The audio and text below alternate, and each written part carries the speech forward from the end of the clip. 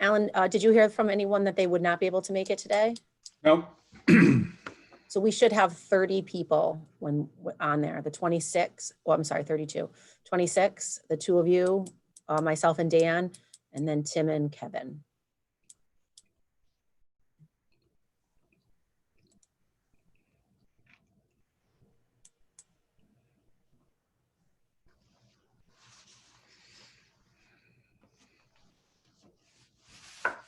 Christine, I think there's 28 committee members plus the others. 28, okay. So then, okay, so yeah, 28.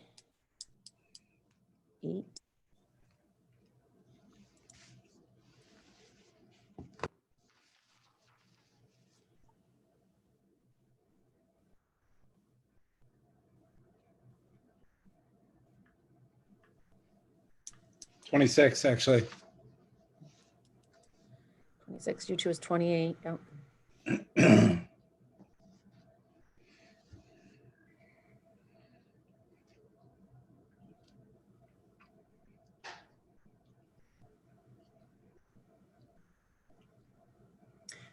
So as we're waiting for just a couple more people, I still have about 6 people on the line.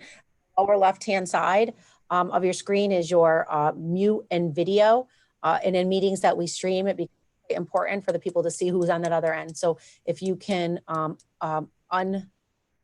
mute your, well, not unmute yourself, but open the camera up so that way we know that that is working because there will be some interaction in small groups tonight. Want to make sure that's there.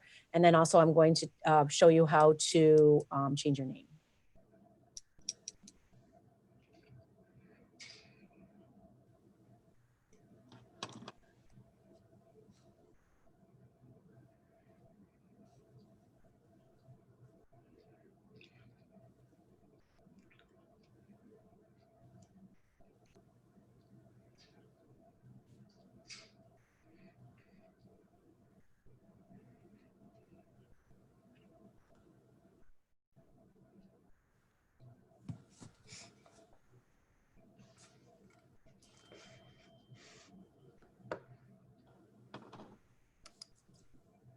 That should have given everyone time, Dan, if you want to get things started.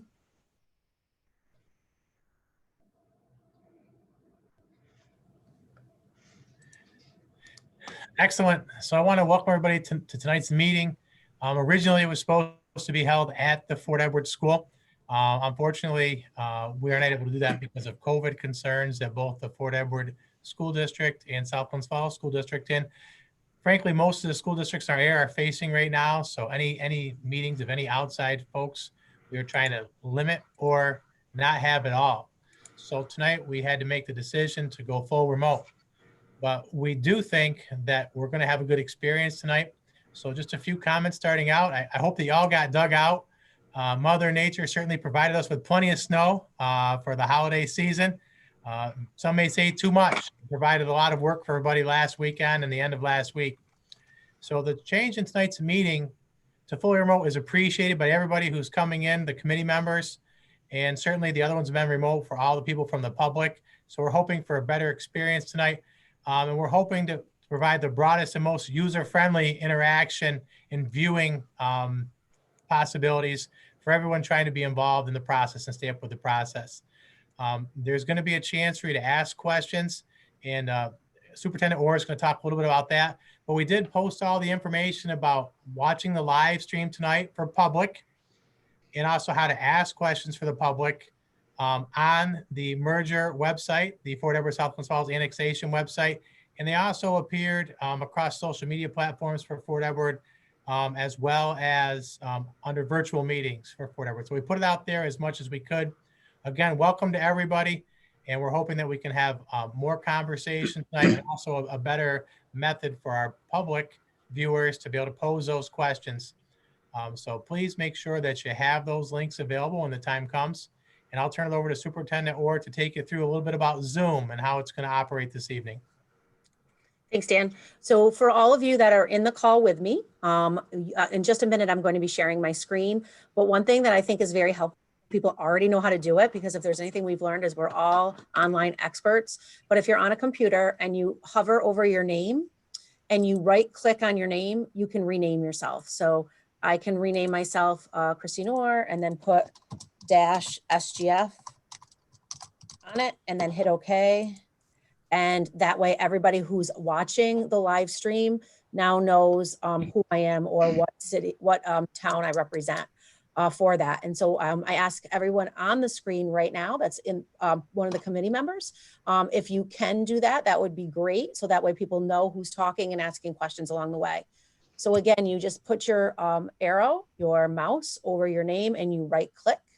If you can't do that, there's 3 arrows. And when you click your 3 arrows, you can also rename yourself. I'll be renaming Tim because I have the ability to rename all of you. So I'll be renaming Tim something soon, I'm sure, just to keep things light on the meetings for that. While all of you are doing that, I am going to share my screen. And so for the people that are in the live stream, one of the pieces that's always hard when we have these meetings, and as Alan have Deb talked about in the past, is that we always wanted to have and be transparent and have our community be able to see things. Because we're all in the same meeting this evening, my hope is the technical difficulties of not being able to see or hear all of the questions will be erased because we're recording this and we're all in the same volume for that. But for people that are with us on the live stream, basically there's a Google link to a form and you can ask questions at any time. And Dan Ward and I will be monitoring that and sharing those questions with Alan and Deb along the way. You can also hold your phone up and do the QR code. And if you've never done that before, you simply hit your camera button on your phone. And when you hold it up, and I'm doing it just because I have to test it one more time, you should get a link. And the link should take you to a Google form that basically has one question. And the question is this. So there it is. And so it's there. So again, I'm going to give it one more minute before I turn it over to Alan to start the presentation tonight for that. So we are hopeful to everyone watching that we're able to get to all of your questions and that you're able to do and see the work with you. And I'll check back on at one more point and talk a little bit about the next steps when we get there. So with that said, Alan, take it away. Thank you, Christine. Good evening, everyone. Thank you for taking time to be with us tonight. I know this has got to be one of the busiest weeks of the year for anyone, a few nights before Christmas. So we do appreciate you being with us. I'm going to start by going through the agenda, which hopefully everyone has received. And we've pretty much taken care of the welcome, and Christine is going to take care of attendance, so we can get that in our meeting notes. Number 2 is to review that the table that we have with the meetings in it. So that, as is pretty obvious, there's been a slight change in the whole meeting structure. Our dates are still going to be the same. We're meeting tonight, the 21st. Our next meeting is going to be January 11th. We're still talking about facilities and transportation tonight, and we'll talk about staffing on January 11th. But obviously we didn't have the tour before tonight's meeting. If we are meeting in person on February 22nd in Fort Edward, we will schedule the tour before that meeting for anybody who's interested. And again, obviously we don't know if we're going to be meeting virtually or in person by the time we get to February, but that's what we'll try to put the tour in. The other part of the agenda item number 2 is the January 11th meeting, which is scheduled to be held in South Glens Falls Middle School. If we can meet in person, we will do the tour that we've talked about before the meeting. If not, we're gonna have to make other arrangements or forego the tours. Again, given the circumstances, everybody's gonna try to do the best they can, but these are certainly unusual times, and we'll just be where we are. So you can see that things are, starting to build. We've talked about enrollment. We've talked about the instructional and the extracurricular program. Tonight, we're going to talk about where the kids are going to go to school and how they're going to get there if there's a merger. And then in January, we'll talk about the impact on all of the people who are involved in working in these 2 school districts. And then our final content meeting will be that February 22nd meeting, where Deb will pull all of the financial information together that we've been talking about through all the meetings. So still the same as far as the topics, still the same as far as the dates. Tours, locations will be determined as we get closer to the meeting. So questions about the schedule that's included on the agenda? Anybody? Okay, then we move on to number 3, and we just to talk about the notes from the November 23rd meeting. Again, I'm assuming, unless I hear differently, that everybody got the notes. We try to get them out a few days after the meeting. Anybody have any issues with the notes from the meeting of November 23rd?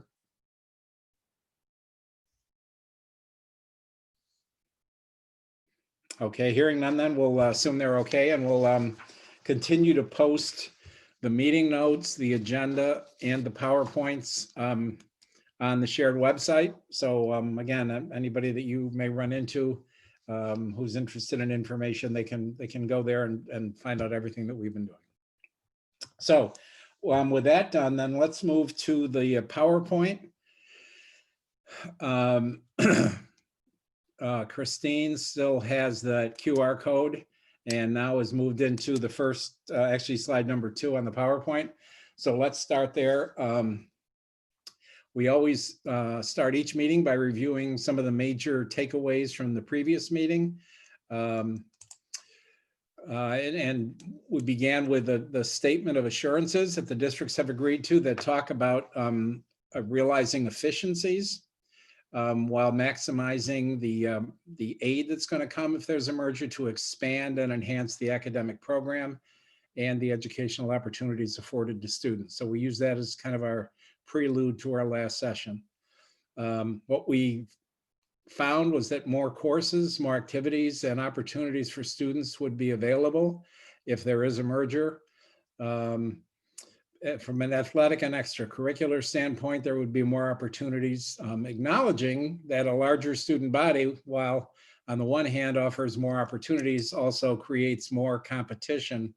We talked about that last time, especially as it relates to athletics, that there certainly is going to be more competition if there's a merger to make teams and to play. At times, that's mitigated by creating new sports, but that's somewhere down the road. We talked about efficiencies being realized by regrouping some of the students in the high school level classes, and that one of the big takeaways for us is that more than half of the classes currently in Fort Edward have fewer than 10 students. That's an important piece of data for people, I think, to remember. Again, we have no idea, nor do we really have a stake in whether this ends up in a merger or doesn't end up in a merger.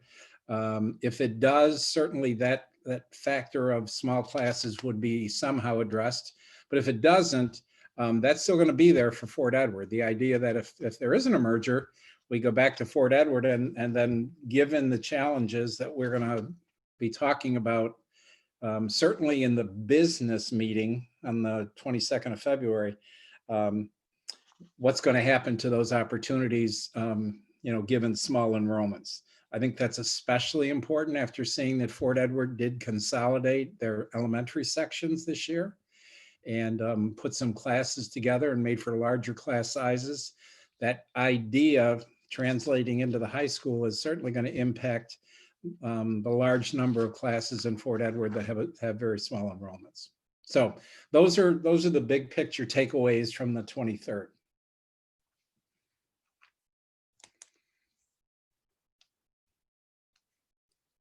Christine, you're moving these, right? I'm not? Okay. I think the next, we okay? Okay. The next 3 slides are just follow-up items from the last meeting. Every meeting, you're going to ask us things that we're going to have to do some more checking on, or you're going to find a typo or something, or we're going to try to fix it. So last time we had some questions about which year to use for elementary enrollments for Fort Edward. And so this is the updated table.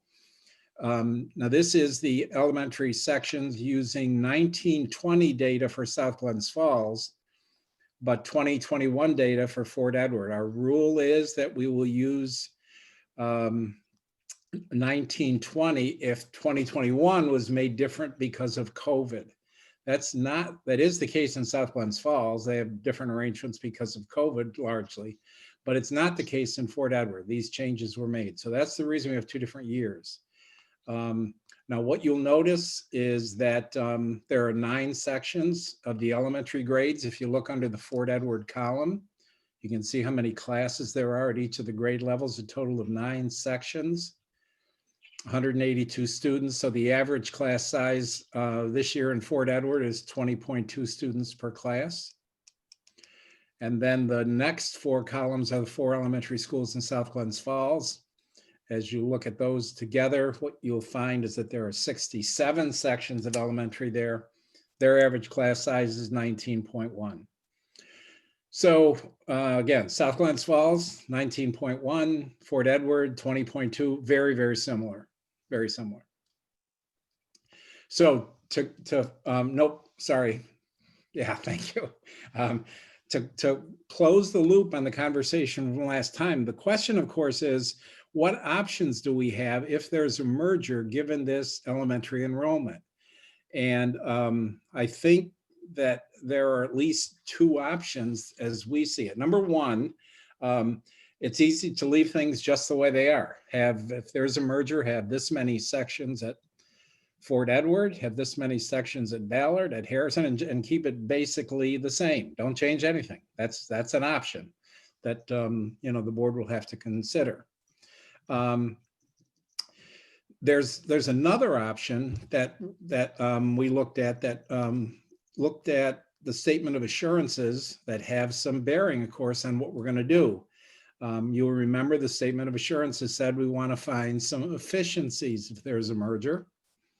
You'll remember that the statement said that the Fort Edward building is going to remain open as a K-5 building.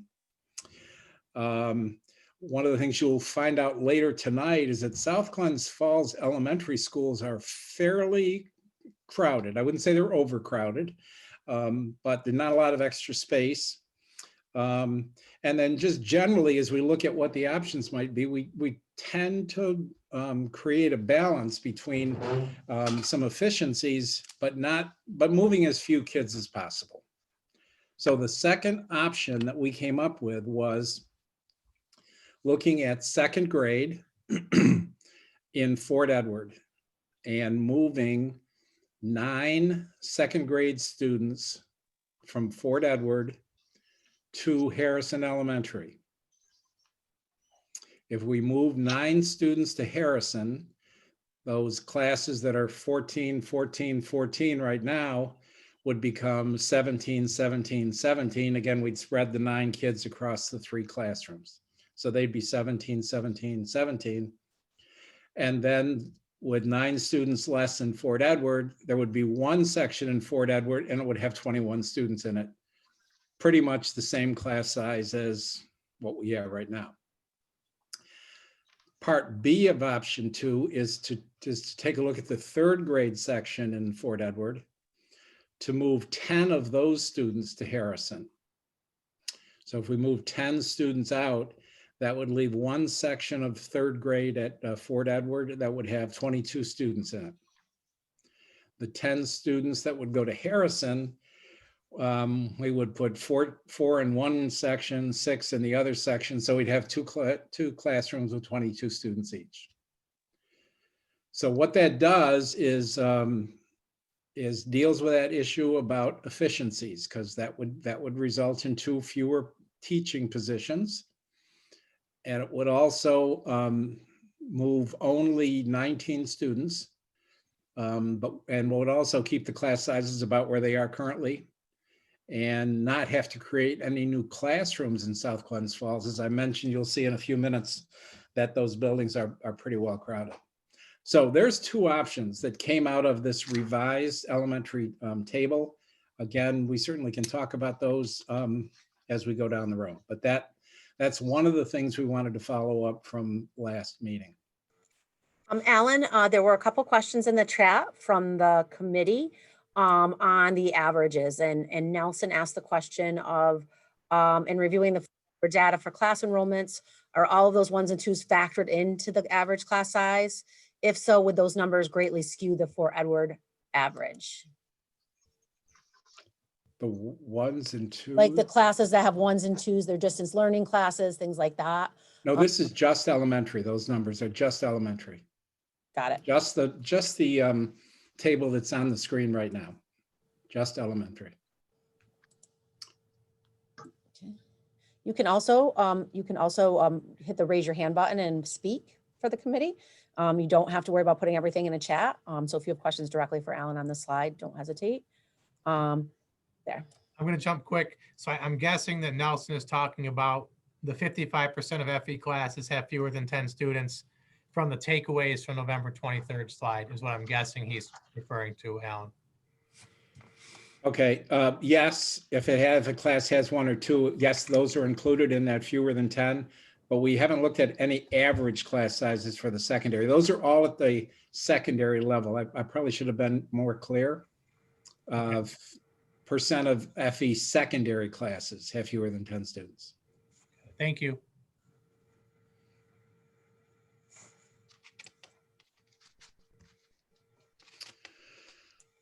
Okay. And again, we can come back to any of these, but again, we're trying to respect people's time. So we'll certainly provide time if people have additional questions. There was a question at last month's meeting that asked us to check the attendance rates for the two districts. We had not included that piece of information in our presentation, and someone asked us if we could do that, and we did that. So here are the annual attendance rates for the two districts that, again, someone on the committee, I don't remember who requested last time. So here's 5 years of attendance data.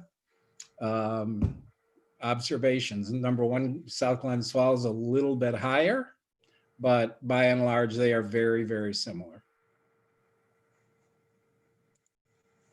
Okay.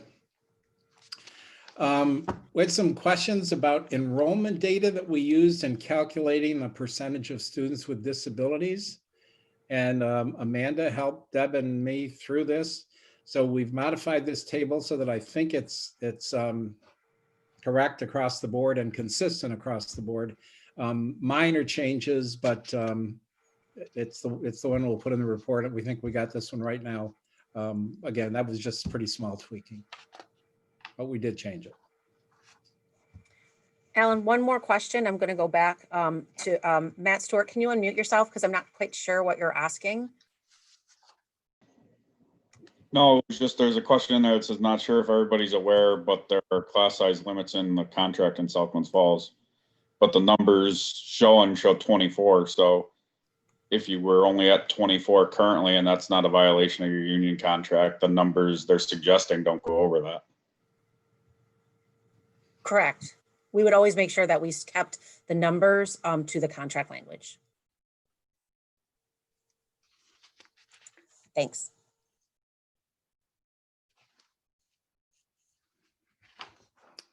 So then we'll move into the facilities piece, and I think we can move right along, Christine. Again, we always start with what have the two boards agreed to prior to the beginning of this study. That certainly provide us with some parameters within which we have our discussions. And this is part of that statement of assurances that the board's developed. And that is the important piece of this, without reading everything to you, is the Fort Edward School building will remain open as long as possible. It will remain open for at least 5 years, and it will remain open as a K-5 elementary school. So again, that's where we're starting. You know, the other stuff is tweaking as we talk about moving students, but right now, those are the important pieces. This is certainly factored into the other discussions we're going to have. The next table is simply a look at the Fort Edward Elementary School and Middle High School as well as the two South Glens Falls secondary schools, the middle school and the high school. And this is simply gathering some basic information about the facilities to see if anything, really jumps out. Obviously the addresses, but the year of the buildings, you can see that the elementary school in Fort Edward is the newest building, built in 1970, and the South Glens Falls High School in 64. The other two buildings were built in the 20s and 30s and, are much older. Obviously, the South Glens Falls buildings are big, which is what you see in the next row. They're all multi-floor facilities. So, and as you can see, their building rating, they're all satisfactory. They're reviewed by an architect and an engineer every 5 years as a state requirement, and all of the buildings have been rated satisfactory. So the bottom line on this is there aren't any terribly old buildings or any terribly new buildings. They've obviously been maintained by the staff in good condition because they're both listed as satisfactory. They're all listed as satisfactory, both in each district. So there don't appear to be any major facilities issues should the districts decide to move forward. The next one is I've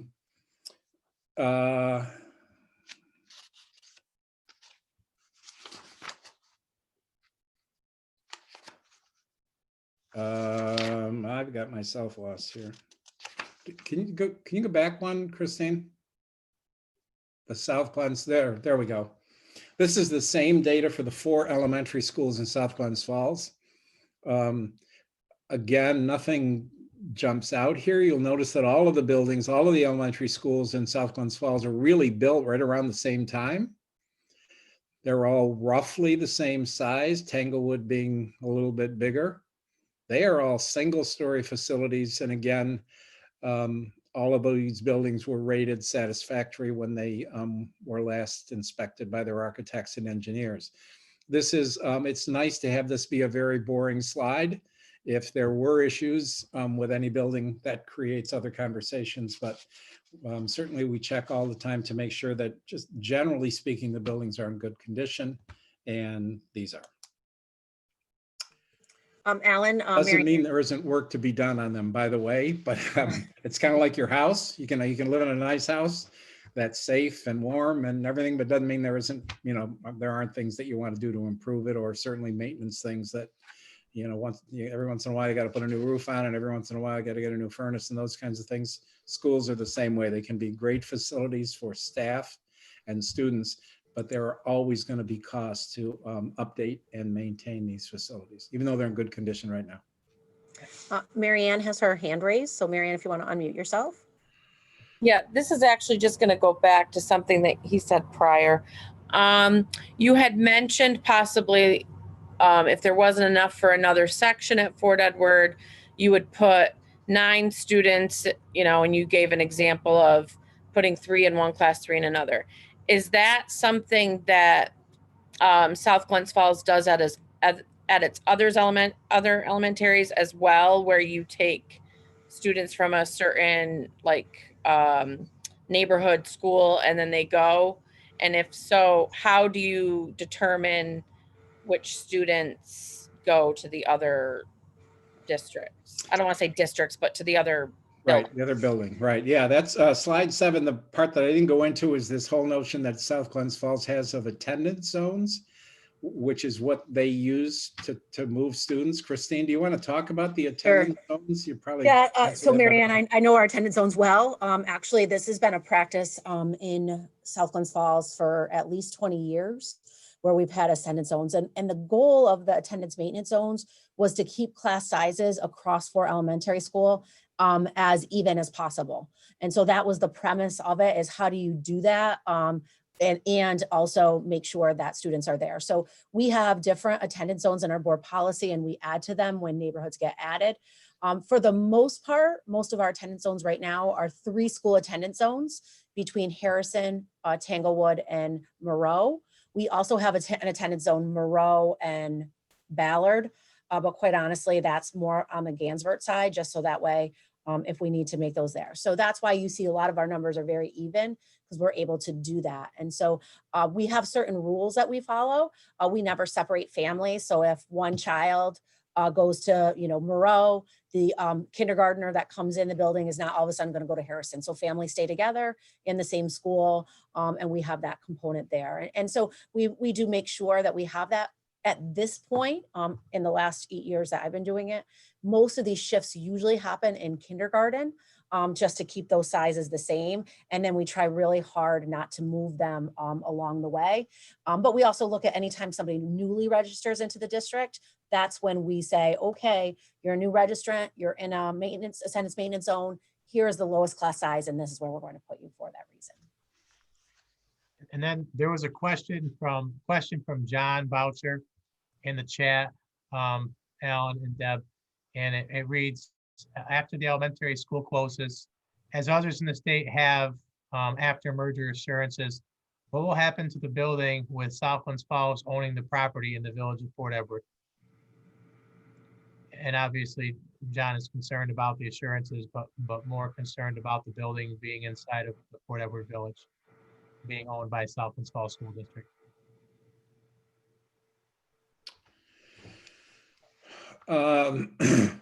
Well, first of all, we're not making the assumption the school is going to close. I'm not Correct. dismissing that as a possibility. It may happen somewhere down the road. If it does, any school district has an issue with what are we going to do with the building, and that's something that the board is going to have to figure out at that point in time. Part of that discussion about whether or not they are going to close it would be, what are we going to do with it?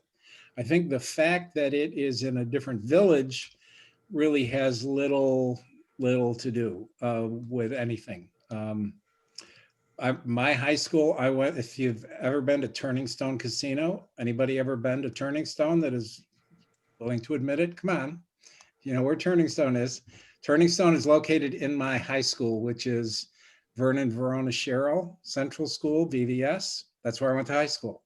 And we had 3 separate towns, villages that were part of that district, and yet it was all one school district. So I don't think that the location of the building being in one village or another village is an issue. It would all be the South Glens Falls Central School District. The fact that it's in Fort Edward, I don't think is an issue. But I also don't want to dismiss the fact that one of the big decisions, if that's discussed, is what's going to happen to the building. It's a great question. It's something the board would have to figure out. Again, if it happens, that's a big piece of property. And the other option is that, are there some additional uses for that facility if in fact it's not full, other than closing it. But I'll take the question at face value. If it is closed, what to do with the building is going to be an important, difficult question the board's going to have to figure out. Okay. So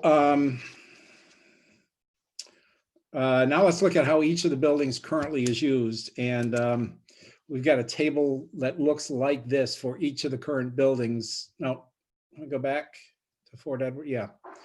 So what we're looking at here is the extent, how the buildings are being used right now. Are they overcrowded? Are they just about right? Do they have a ton of extra space? What's the condition of the buildings right now? So the first column in these tables that we're going to look at in the next few slides is the total number of full-size classrooms. Now, full-size in quotes in New York State would define a full-size classroom as about 770 square feet. We don't measure them. We look at a classroom and say, could you put a class in here, or couldn't you? And if you could, we usually call it a full-size classroom. It might be 700 square feet. It might be 860 square feet, but it's not a little tiny room. It's full-size classroom. So you can see that there are 22 of those in Fort Edward, and you can see what they are used for this year. There are additional full-size classrooms in Fort Edward. You can see that 6 of them are used for special education. I'm in the 3rd column now. And they're used for remedial classes, full-size classrooms, computer room, speech, etc. You can read those. You can also see down at the bottom that one of the classrooms in Fort Edward is currently leased to BOCES. There are 4 classrooms that are currently leased to a private preschool provider. There are 4 full-size classrooms that are used for storage, and then there are 3 more that are vacant. The final column shows what much smaller rooms are used for. If a classroom was cut in half, that would be, we'd call that a smaller room. If there are, bigger office spaces where a psychologist might work or a counselor might work, that goes into that column. Again, this is not an exact science because people move rooms during the year, but it gives us a pretty good idea of how the building is being used. So, we look at these all the time, and there's a couple of things that jump out. The biggest thing that jumps out for me as I look at this table is the fact that there's obviously extra space in this building.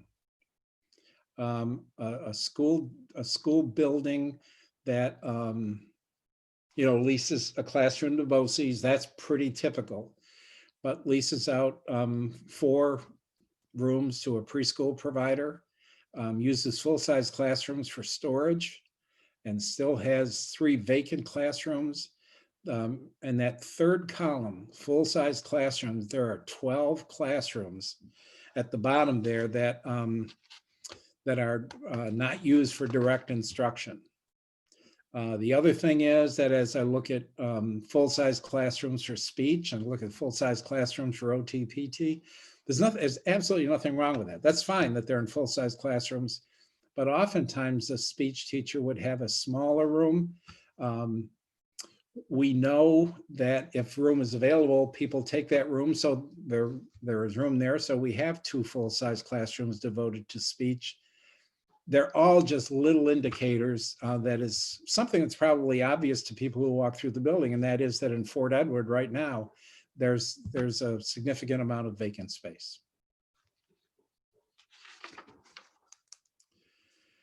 So the next area is a look at the South Glens Falls elementary buildings. And the table is the same, the name of the school, how many full-size classrooms, what they're used for in the 3rd column. And then the 4th, core academics. And then the 4th column, what else are the full-size classrooms used for? And then again, smaller areas. As you look at this, you can see that they are leasing 2 classrooms to BOCES. Again, that's pretty typical they're doing that at Ballard.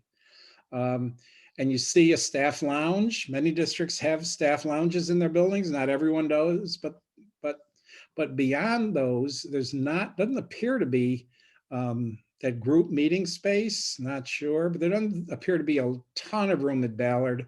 Although there's certainly, I wouldn't call it crowded or overcrowded at this time, because there are those kinds of descriptors.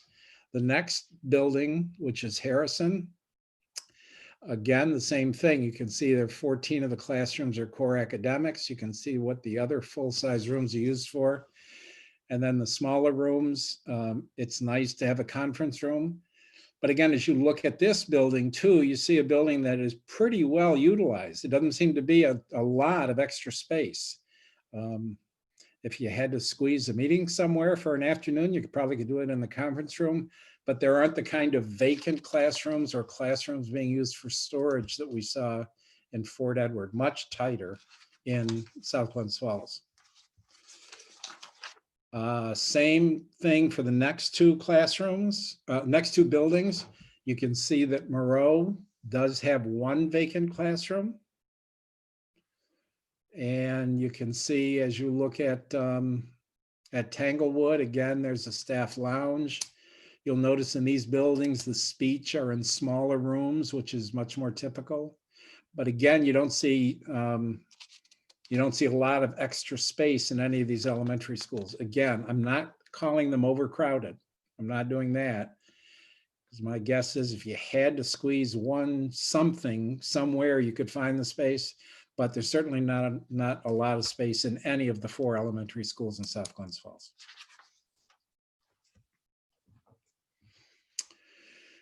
When we look at the high school, we come up with this awful looking table that does more than say, what kind of rooms do you have in the classroom, in the building, in the high school?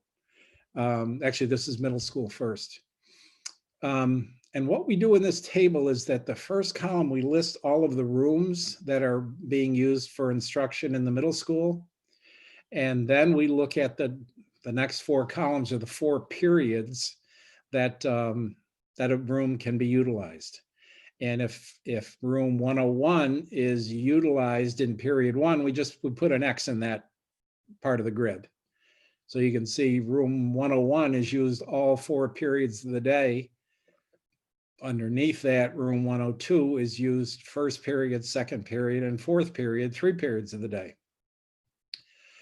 So if you got that idea, really the only thing to concentrate on is the lower right-hand corner, which says that of the 220 periods that are available in the middle school, they're used, 171 of those periods are being used currently, a rate of about 78%. The question, of course, that this answers is, would there be room to put the Fort Edward middle school students in the South Glens Falls Middle School? That's really what we're doing here. And so a lot of conversation and a terrible looking chart that really says the building is used 78% of the time. There certainly would be room to add the 76 Fort Edward students in grades 6 through 8, and they would fit in the South Glens Falls Middle School. That's what we're asking with this table.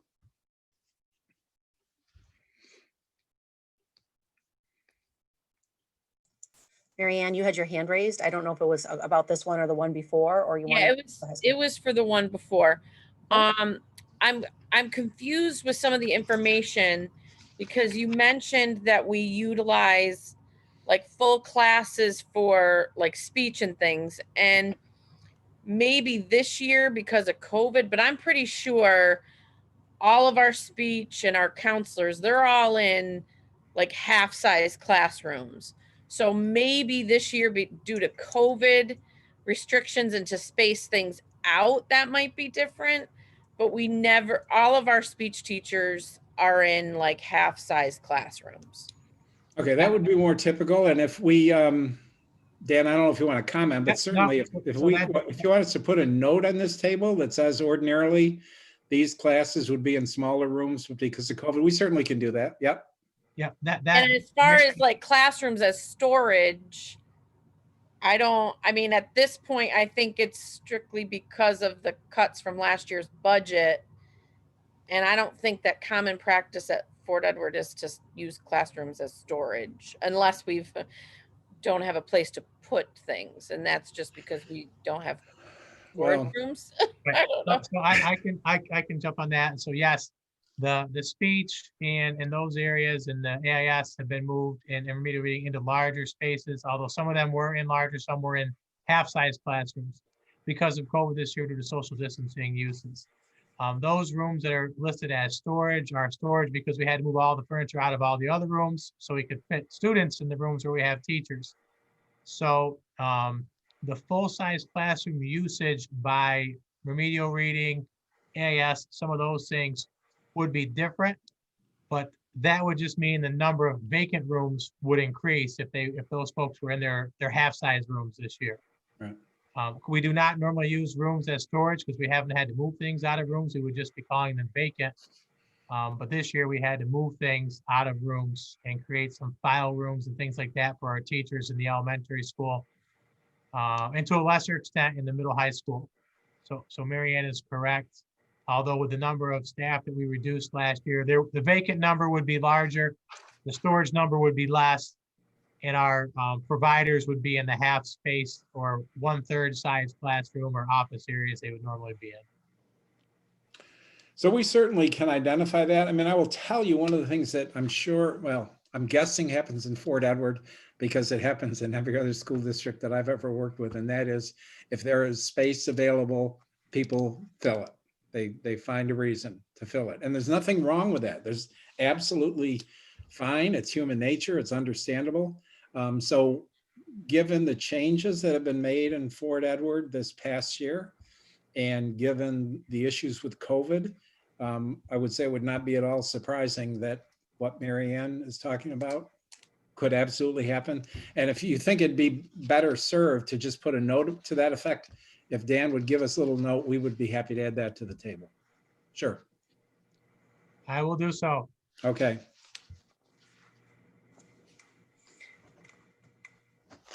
I don't Okay. see anybody else's hand raised. I apologize. You can just unmute if you have any more questions on that.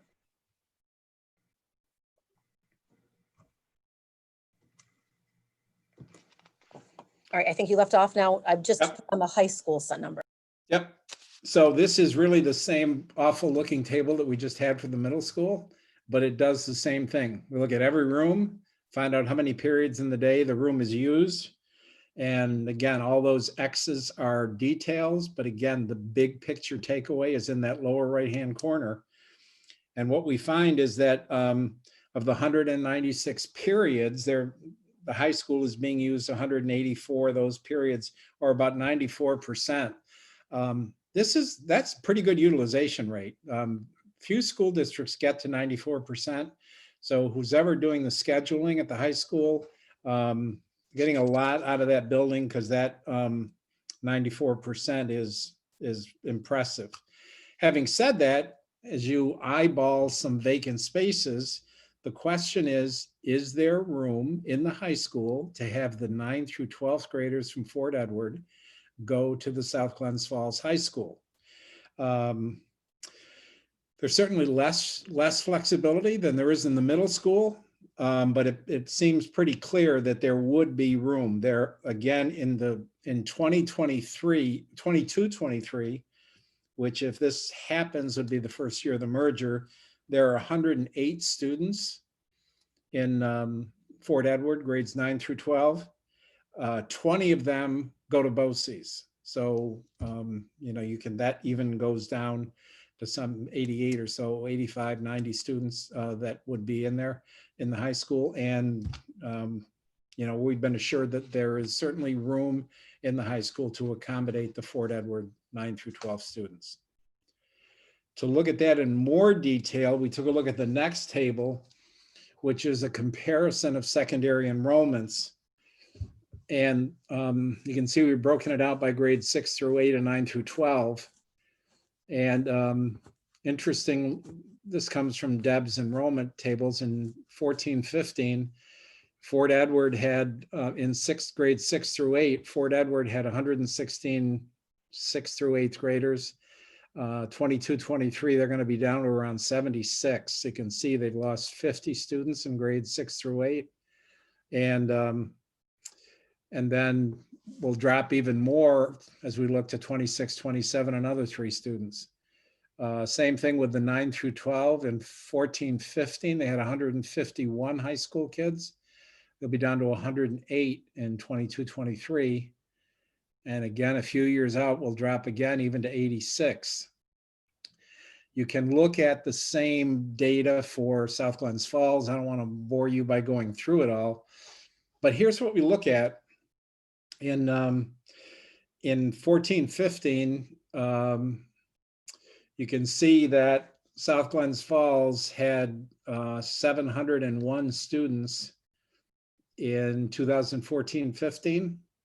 And even with the Fort Edward middle school students, they'll be at around 720, about 19 more kids.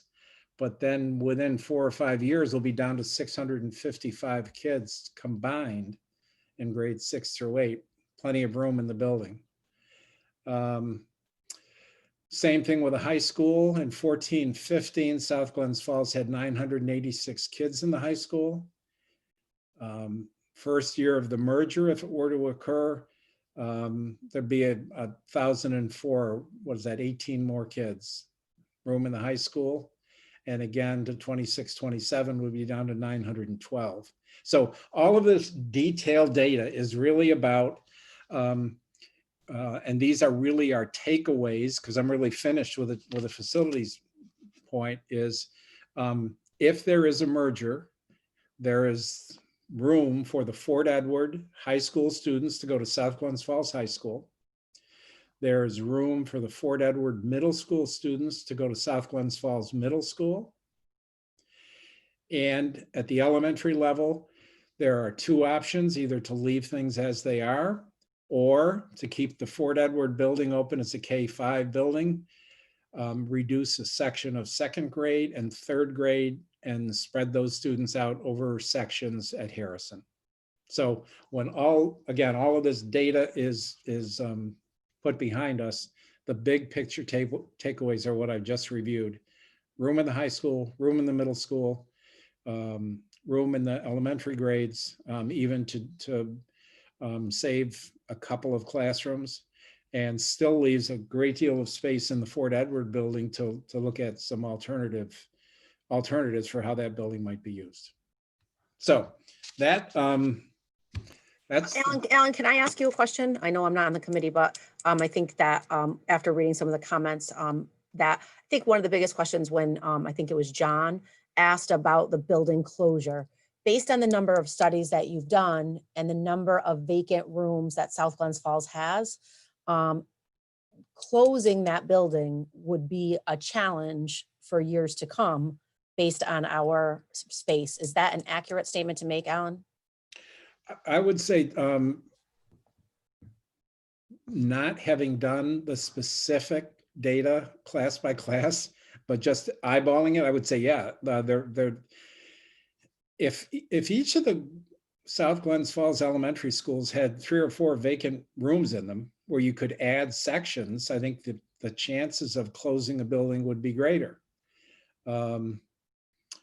But again, those buildings are really pretty full.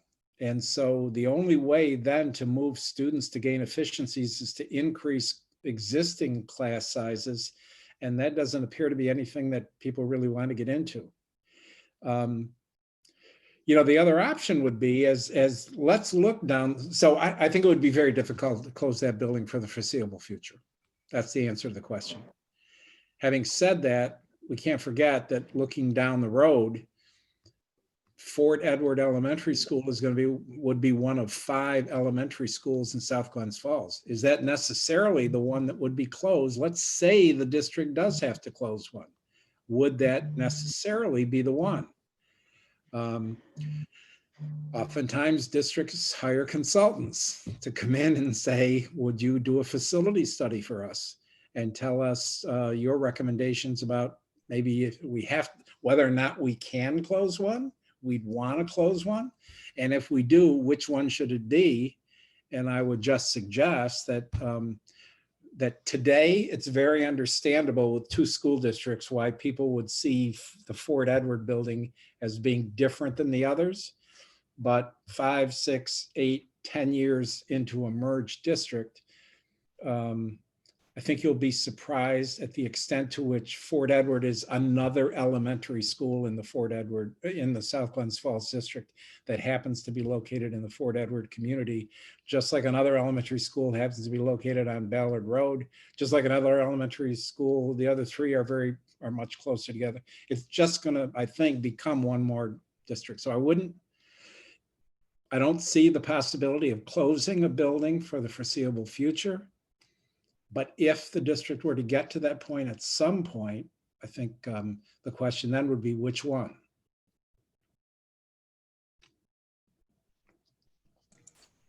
Marianne, I love that you use the hand raise. It's like one of my happy things on these calls. So thank you so much. Go ahead and unmute yourself. I love a good emoji. Okay, yeah. So I just want to, I guess, ask a question of, has there been discussion about after this 5 years, what is on the South Glens Falls side, what is the likelihood that they're going to need this building?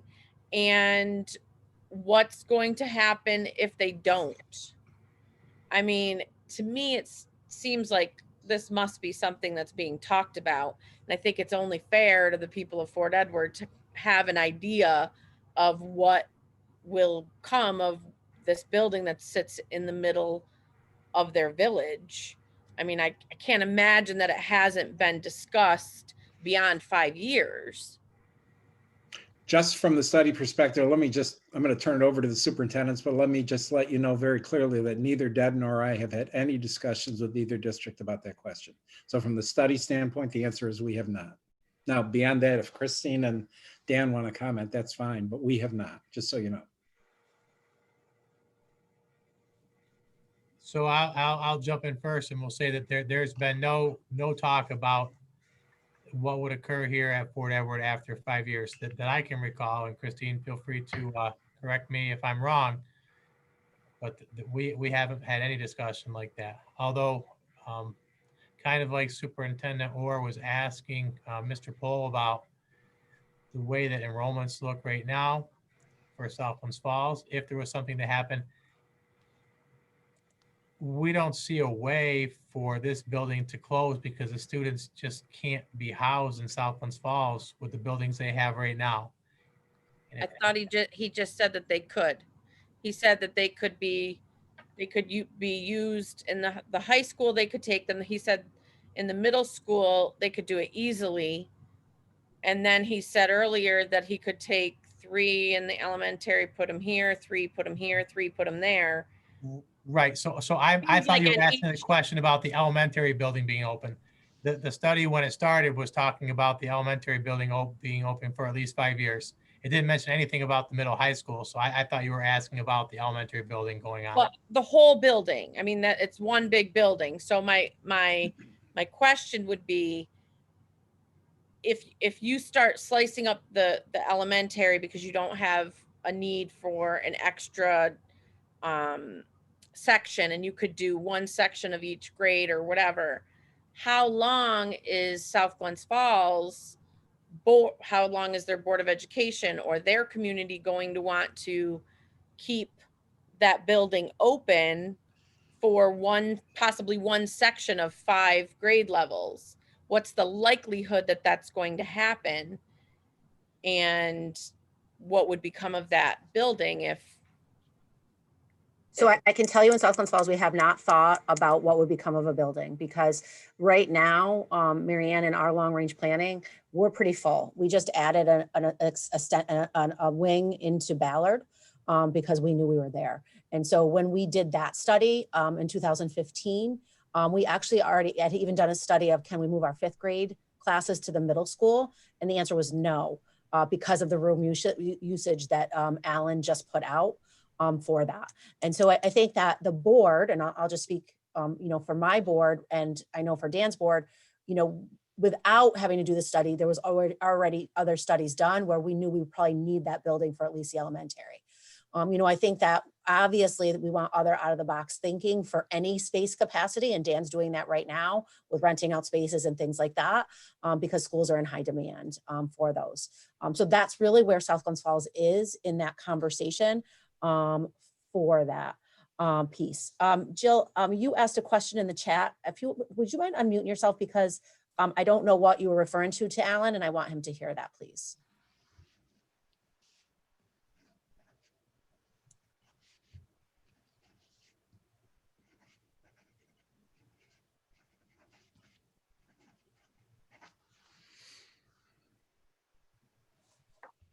It's in the lower left, Jill. I don't know if you see it.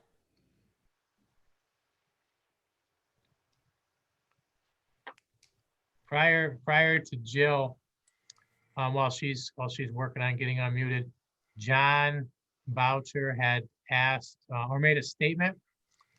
Actually, no, it's a question. If enrollment is looking like shown on the chart, you'll have no problems, or are the projections wrong? So John, I'm not exactly sure what you're referring to either, which chart. So if you are able to unmute. Yes, the long-term projections for enrollment look like they're decreasing so much that the Fort Edward students would be able to fit in there and within 2 years, 3 years, and it would be no issue. And so is that the second, you talk about secondary enrollments, John? All enrollments, both charts. Okay. So as Alan said, and for us, we have 3 rooms vacant right now. And then that's not a COVID conversation, that's just the conversation. So we would have to have either significant loss in the next 2 to 3 years, which isn't what our projections state, for South Glens Falls to be able to do that in those times. I think the one thing. If we're waiting, let me just go back and make one more comment on the first thing about the whole closing the elementary school. Yeah, I don't know. I don't see it being able to be done in the foreseeable future, but that's not to say it can't be done somewhere down the road. So let's talk about that possibility. I get that today it's very difficult to see the South Glens Falls people doing something other than closing that Fort Edward building, because that's not really our building. That's really a Fort Edward building. I get that today. But down the road, I really think that's going to change. I talked about school districts hiring consultants to do studies. I've done those studies. Deb and I have worked together on facility studies, working with districts to talk about whether or not they can close a building. And I will tell you that oftentimes, if a district can close a building, the building they close is the smallest elementary school. Now, I'm not saying that's going to be the case here, but I think that it would be good to kind of think about options other than just, we're going to close that school across the river. Maybe it'll end up happening that way, but there certainly are other criteria than it used to be in a different school district, or it's across the river, or it's Fort Edward, or whatever. When you do a study, you may well find out that you could reconfigure your grades and close, an elementary school that would be the smallest building, or maybe you can keep Fort Edward open and close 2 other buildings. I mean, nobody wants their school building closed. So it's a difficult conversation. But my point is that there are a variety of factors that impact which building. I understand why people see it the way they do tonight. I would just ask you to think about the idea that there may be other criteria that would be used down the road 10 years from now, if in fact that question is before a board. Matt Stewart, you have your hand raised. Yeah, so the question that I guess confused me with the enrollment projections, and I'm surprised that the study doesn't go to the town boards to look at just subdivision improvements are in process. Granted, it's 3 to 5 years out before there's enrollments, but and friends I have that are contractors, there's several in approval stages in South Glens Falls that are, 40, 50, 60 houses. And then you have Ballard, which is kind of booming out of the Saratoga-Wilton area with housing developments down there. So I struggle with the projection numbers just based on knowing the construction side. So I can tell you, Matt, at Ballard, we've lost 100 students in 6 years. So unfortunately, there was a boom there. And now many of those homes are going to retirement populations.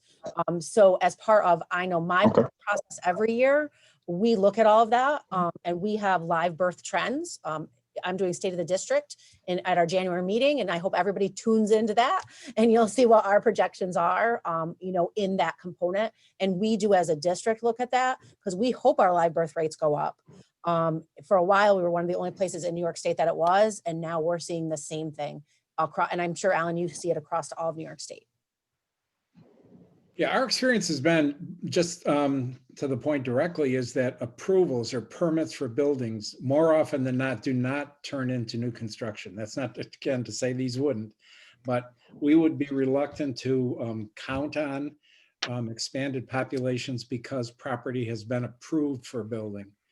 The other thing that we're going to talk about, and Deb, in our last meeting, and we're going to go back to it, the farther out you go with enrollment projections, the less reliable they become. Nobody would try to sell anybody anything other than that. They do every year, they become less reliable. And that's why we recommend that every year, those enrollment projections get renewed and updated by the school district. So that if a housing project does come in and there are 75 new homes, and you've got 3 to 5 years to plan what the impact of that might be, build those into the projections and you'll have it. Because if a district that is prudent updates those enrollment projections every year, and that would catch some of the stuff, Matt, at least I think you're talking about.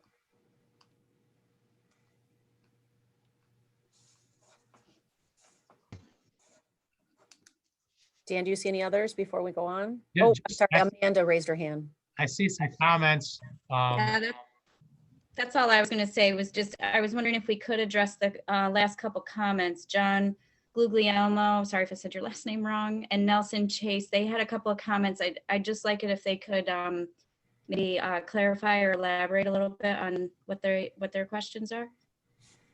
So let me make sure. So I'll move to John Guglielmo.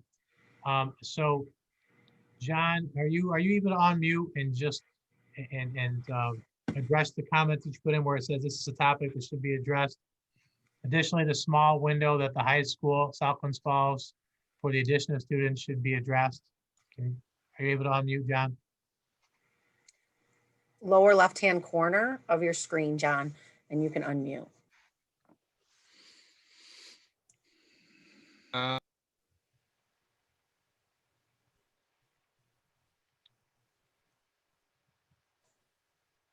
There we go. So I think that the sizes right now, elementary size make more sense, but the high school not look like it has a significant amount of growth opportunity. If there is some kind of surge in population on either end that could overpopulate the school and force increased class size, is kind of counterproductive to what we're trying to do.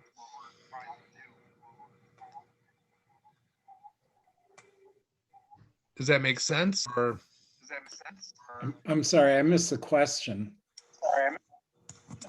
Alan, his question was, Alan,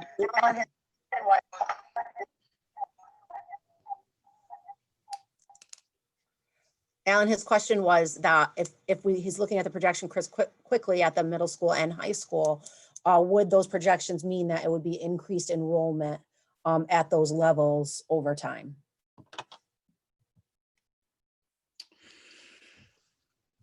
Well, the enrollment is going to go down over time, according to the projections, again, which should be updated annually, but they're looking like they're going to go down.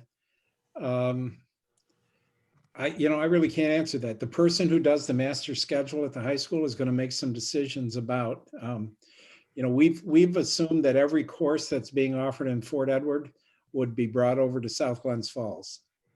Well, maybe those classes that have 1 or 2 kids in them, they get merged in with another class. Maybe some of the class sizes get in the classes that have 12, 14, 15 kids, maybe they get made a little bigger. I can't answer the question about what would it look like to integrate those Fort Edward kids specifically into the high school. I think the only thing we can come up with is that it looks like there's going to be room to do it. What that's going to look like, the exact courses, how many kids are going to be in a class, whether or not, we did see some classes last month with 26, 27 kids in them. Are those going to go to 31, 32? I kind of doubt it, but that's a question for the board to answer, board and administration to answer. I can't do that. And I shouldn't, by the way. You don't want Deb and me doing that. You want to do that yourself. You want your district to make those decisions. So just looking down, thanks, Alan. Just looking down at the other, Nelson Chase was making a comment and asking a couple of follow-up questions. They may have been rhetorical because there's probably not hard numbers in this evening's presentation. But he's saying one section across 5 grade levels translates to 150 students. At what cost to keep the Fort Edward building open? And I think, Nelson, that you're alluding to that your thought is there's a high probability that the building would close because of the cost to operate it with that few students. If I'm wrong, please feel free to chime in. And then, No, Mr. Ward, that's exactly what I was getting at. Sitting here listening intently and trying to take as many notes as I could, and every once in a while off to the side, I make a note between possible and probable. Being the old math teacher that I am, that's really what a lot of this all comes back to, no matter who it is that's speaking tonight. There's loads of possibles, but I think people are very anxious about what's probable. And certainly, we've all dealt with education for a long time, particularly dealing with New York State. What's possible and what's probable aren't necessarily the same thing, and obviously creates a lot of anxiety. So yes, that is what I was getting at. thanks, Nelson. And then John Guglielmo had another comment, just saying that increasing class sizes may not be the best option. And I assume option for children when we're looking at this. And that's what was in the comment board. I don't think I missed any. And we are going to have a bunch of questions from the other document, but I think Superintendent, or we were going to wait till the end to do those in the other document, the question document. Is that what I remember? Yep. Okay. So you're up to date, Alan. Go ahead when you're ready. I think it's over to Deb.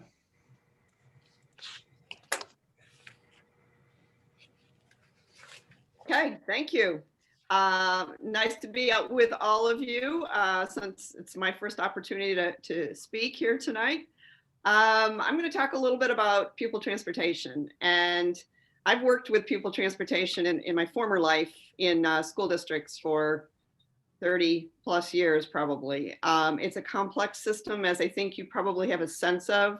It's constantly changing, not just weekly, monthly, it's changing sometimes daily, sometimes hourly, and there's constant adjustment to it.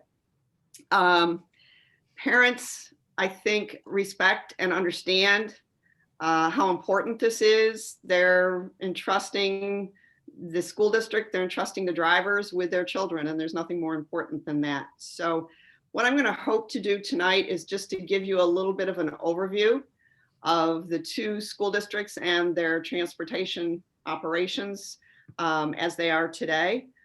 We're also going to, if you've looked ahead, you'll see that we're going to give you an opportunity to go into some breakout groups and do a little bit of brainstorming and try to generate some thoughts about basically what advantages might you see for transportation if the merger were to occur.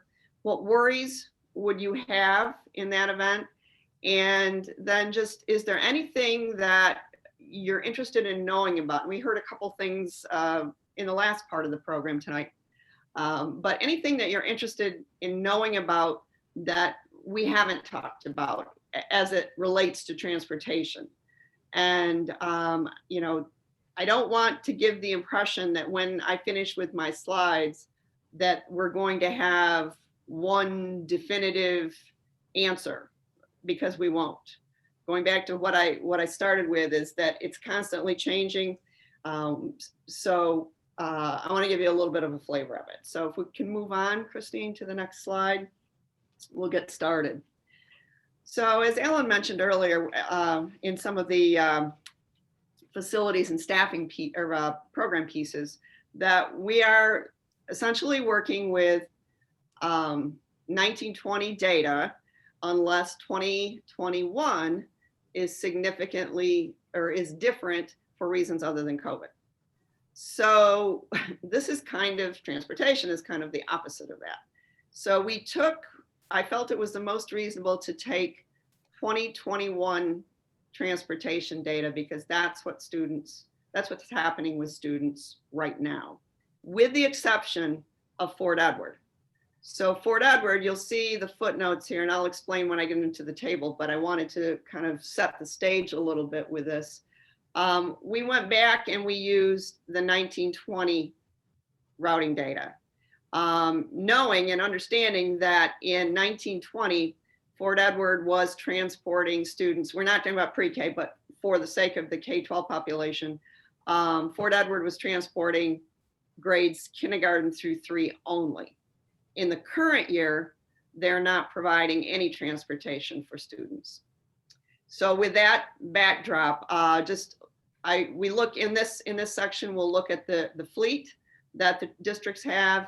We'll look at the routes that they have, and then we'll talk about some other factors that influence transportation. So starting with that, summary of the fleet here, and I'm not going to go line by line with this, but a couple of things to point out here.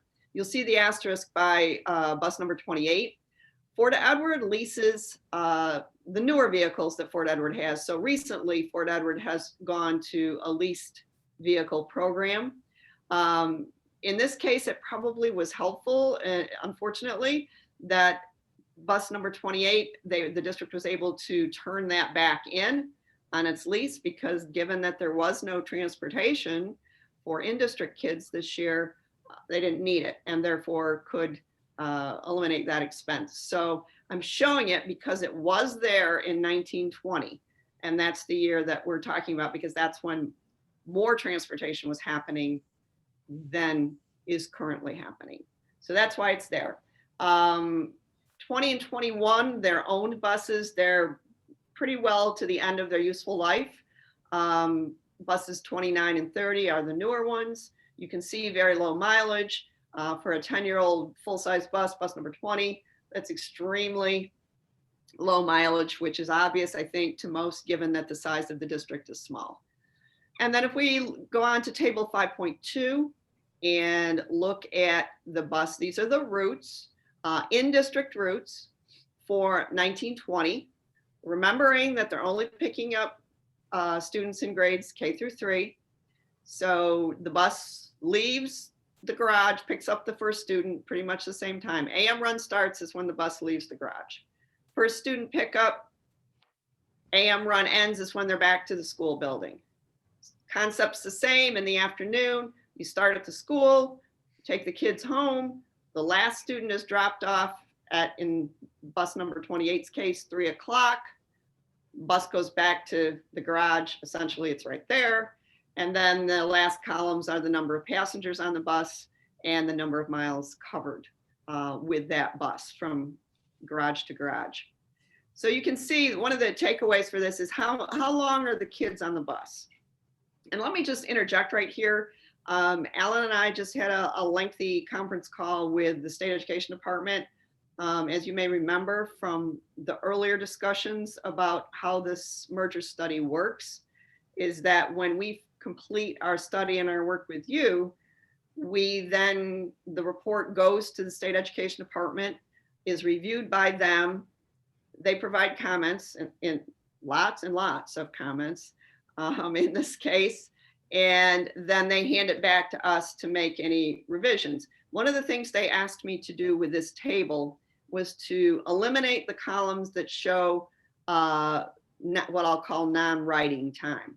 So that garage to first pickup, and then we'll be adding a column that shows the amount of time that the student is, the longest amount of time that the student is on the bus. So just so you know, when you see the final report, it's going to look a little bit different. So I'll incorporate that change into your report as well. So generally speaking here, last year, the kids were on the bus in the morning. If you look at the 2 routes, one is about 20 minutes, one's 25 in the afternoon, 21 minutes, 32 minutes if you do the math. So everybody is, and there was nobody on the bus pretty much longer than a half an hour. The blue box on the bottom, Fort Edward, given its size, as most small districts do, they use a single trip system. So in the event they were busing all of their children, they would make one trip out, they would pick up grades K-12 on the same route and repeat the process in the afternoon. So that's a single trip system. So we'll move on to look at South Glens Falls. Needless to say, more vehicles. There's 2 slides with vehicles. There's 56 to save you counting them. little bit different concept here is that they own all of their buses. They don't lease. One of the reasons districts like to lease is that typically the leases are a 5-year lease period. The warranty on these buses are 5-year warranties, which goes pretty much eliminates any cost for repairs outside of preventive maintenance. So that's, you know, if you don't have a garage staff or have limited garage staff, that is an attractive piece to bus leasing. But in the case of South Glens Falls, they own these vehicles. They are on roughly an 8 to 10 year replacement plan. They buy 5 to 6 vehicles each year. If let's say it's 6, typically they'll buy 4 full-size vehicles, 2 smaller vehicles. You'll see the different sizes there. If you see this, like the first bus, 203, you'll see it's 18/1. That means that bus has a wheelchair lift and a capacity for 1 wheelchair. You know, the older buses are running 100 plus or minus 1,000 miles on them. That's pretty typical with you know, an 8 to 10 year replacement plan. And the next slide is just continuation of the fleet. We've got through 2017 there, and then continuing on down through till, whoop, back it up one there. Yep. Excuse me, to the newest buses, the 2020s down there, with obviously with the low mileage at the time, as it says there, footnote, the mileage was in September, and you know, it doesn't include pickup trucks and other maintenance type vehicles. These are DOT approved vehicles for pupil transportation. So, okay, let's advance forward here. And this was a bit of a challenge to try to share it with you in a way that wasn't overwhelming and made sense. So let me explain what we've got here. Concept's pretty much the same, except that I broke it up into a little bit smaller bites on the tables. This is the morning elementary routes for South Glens Falls. The letter next to the bus number indicates the building that it serves, and this is a high level look. There's subtleties to this sometimes, where maybe one bus might drop kids at Harrison and then take the rest of the bus to Moreau, or there's little variations on the theme, but generally speaking, these are the buildings that these buses serve. And as I said before, I'll add that column in so that you don't have to calculate the time. But in the morning, the longest that any one child rides is 69 minutes. And then the average, I decided that was kind of an interesting piece to look at. The average longest time for morning runs, elementary runs, is 39 minutes. I do want to note here too that as the blue box on this slide says, South Glens Falls uses a double trip system. They'll go out first and get their middle school, high school kids, bring them back into school, turn around, go back out, pick up the elementary kids. Middle high school first, elementary second. The district is 66 square miles, give or take. And so obviously, when you have to get to the outer reaches of those districts, there's not a heck of a lot you can do, because you just have, you know, time-wise, because you have to get there. So you'll get a little bit of sense of from when it says AM run starts, leaves the garage till the first student is picked up. You know, sometimes that's as much as close to half an hour. So moving to the next slide. I don't think I'll have to do quite as much explanation, but this is the afternoon, what the afternoon elementary bus routes look like. You'll see the number of passengers on the bus. Buses are, for the most part, fairly well utilized. This doesn't mean that, for example, on bus 239, 56 kids ride every single day. We all know that's not realistic. There's a variety of reasons why you may or may not have them, but that's the number assigned to that bus at the start the year. Okay. Okay, we've got the morning, on that, you don't need to go back, Christine, but just the longest time on that elementary afternoon run was 60 minutes. The average longest ride was 43. So this is that morning secondary bus routes. They're out picking up kids and pretty much generally before 7, first student gets on. There's one route that does exceed 60 minutes, it's 68 minutes. But just one route, everything else is 60 minutes or less. And the average longest time is 49 minutes. And again, where you see the passengers like 90 and 120, that is, and 92, 86, they're not putting 120 kids on one bus all the time. They're making multiple stops with that. They'll go out, they'll get kids, they'll come back. And that's what I'm talking about. I'm not getting into all of those subtleties, but there are at some point in time, 120 kids assigned to that route, not all at the same moment on the same bus. Okay, so let's move forward with that and look at the afternoon runs. This one has one that's 77 minutes, and the average longest riding time is 41. So I'll give you just a second to look down through there, but the data is the same. It just was too much to try to put it all on one single slide.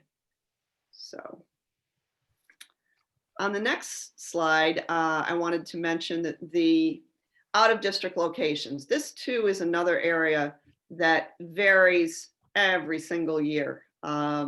Depends on a lot of things. Children that have special education placements outside of the home district would fall in this group.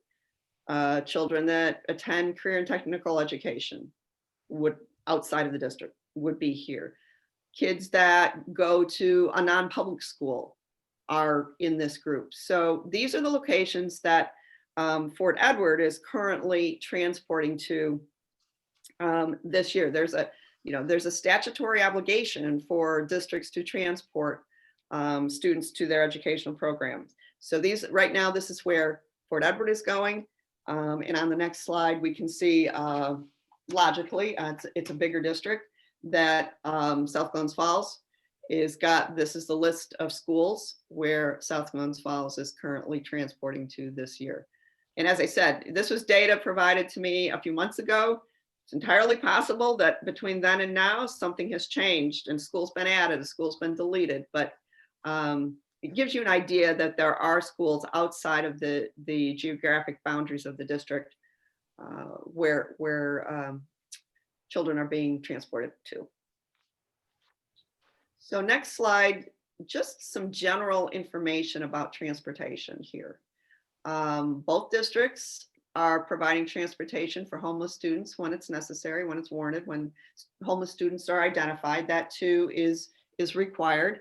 I think the comment from one of the things that came up at the meeting last month was about after school transportation for practices or other school events. South Glens Falls does in fact operate school bus routes out of the middle school and the high school 3 days a week, as it says there. Now, obviously, these are not intended for sports practices, that kind of thing, but it does provide a ride home for kids that maybe are getting some academic support, might be involved in clubs, activities that conclude, and so they offer that 3 times a week and transport kids home on those after-school routes. South Glens Falls Bus Garage facility is a state-of-the-art facility. What I'll call brand new, built 2 years ago, 2018. It's got some really nice security features. It's got cameras in the yard where the buses go. It's got some security gates. It's got cameras on the facility. So it's a very functional facility that can accommodate both from a parking standpoint, vehicle parking standpoint, and from a repair standpoint, can accommodate additional vehicles if in the event of a merger it's found that that it's necessary to have those additional vehicles. Fort Edward ties back to what we were talking about with the bus leases. They are contracting for their bus maintenance right now. Did last year and are again doing the same thing for 2021. That's something that potentially, in the event of a merger, would go away. You would not need to do that for the small amount of potentially additional vehicles. Likely the staff at South Glens Falls could accommodate that. And then this was just something I was interested in, I guess, and I thought you might as well be as well, in that all of the full-size buses in South Glens Falls have 6 cameras. They have 3 that are focused on the exterior, so that, you know, if somebody runs the red lights on a bus or something like that, they can see on the exterior. And they have 3 focused on the interior of the bus. So that gives you a little bit of an overview. Oh, wait a minute, back up if you would, Christine, please. Yeah, I forgot one important piece. I jumped right by it. South Glens Falls transportation aid ratio. New York State pays all districts that run a transportation program a certain amount to support those programs. Transportation aid is an expense-driven aid, which means it's not based on attendance, it's not based on the number of kids, it's not based on anything except how much money you spend on approved transportation expenses. So for South Glens Falls, the current transportation, and that also varies year to year, current transportation aid ratio is 0.697.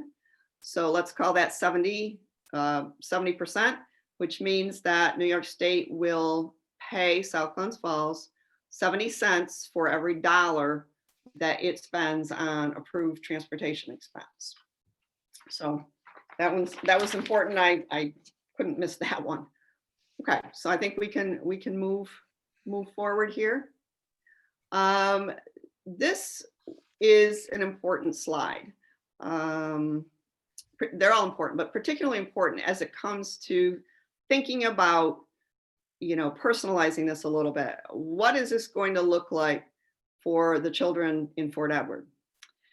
So these are some bullets, excerpts out of South Glens Falls, the district's transportation policy and regulation. In the actual final report, I've tried to quote some of the language, but this is a summary of that. So what they say in their policy is that children will have a maximum of 75 minutes riding time on in-district routes. That means, though, that's the way the routes are established. Now, if you have really bad weather, is it going to be more than 75 minutes? It could be, things like that. But when they're established on normal conditions, that they won't be more than 75 minutes. And the district's goal is no more than 60 minutes of student riding time on the in-district routes. They also say that there is a maximum of 25 students at any fixed stop where there is adequate safe waiting space. And if there isn't, then adequate safe waiting space, then the number is certainly less than that. On average, the district goal is going to be between 10 and 15 students at a stop. Kindergartners are picked up at their residence unless the district and the parents mutually agree otherwise. Children in grades 1 through 5 walk a maximum of a half mile to their bus stop, from home to their bus stop. And children in grades 6 through 12 will walk a maximum of 1 mile from their house to their bus stop. So these are that policy now, unless the district changes its policy, which I would be quite surprised at, but it is local policy, so it could. But as the policy stands today, these are the rules under which routes would be developed and or adjusted if the 2 districts decided to merge. So let's move on one more slide, I think. Yeah. So I've talked to the transportation director at South Glens Falls. I've talked to the assistant superintendent that's in charge of transportation at South Glens Falls. We've had actually a couple of different conversations as I continue to ask questions. So what it really boils down to, I think, is that there really are two options for getting the Fort Edward kids to school, whether that be elementary kids in the building in Fort Edward, whether that be because remember, anybody more than a half mile away gets a ride, and all kindergartners get a ride. So there's going to be some transportation for the elementary kids. There's also going to be transportation for the grades 6 through 12 kids to the middle school and the high school in South Glens Falls. So there's really two options: to create new routes or to expand existing South Glens Falls routes that touch the borders, if you will, of the district, that go right along the river and come very close to the border of the district. Likely both of those options would be used in some way. The district would have to comply with the bus rating capacity. If it says 65 kids on a bus, you can't assign 85 kids to the bus and hope that 20 don't show on any given day. So there's the bus capacity ratings have to be complied with, as well as those district regulations that we just spoke about regarding the student riding time and the distances that the kids will walk. So as I talked to the transportation director, his thought was that likely, and there's no promises, nothing definitive here, but likely the Fort Edward kids in grades K through 5, since they were going to Fort Edward, would probably be assigned new routes. New routes would be created by South Glens Falls District for that.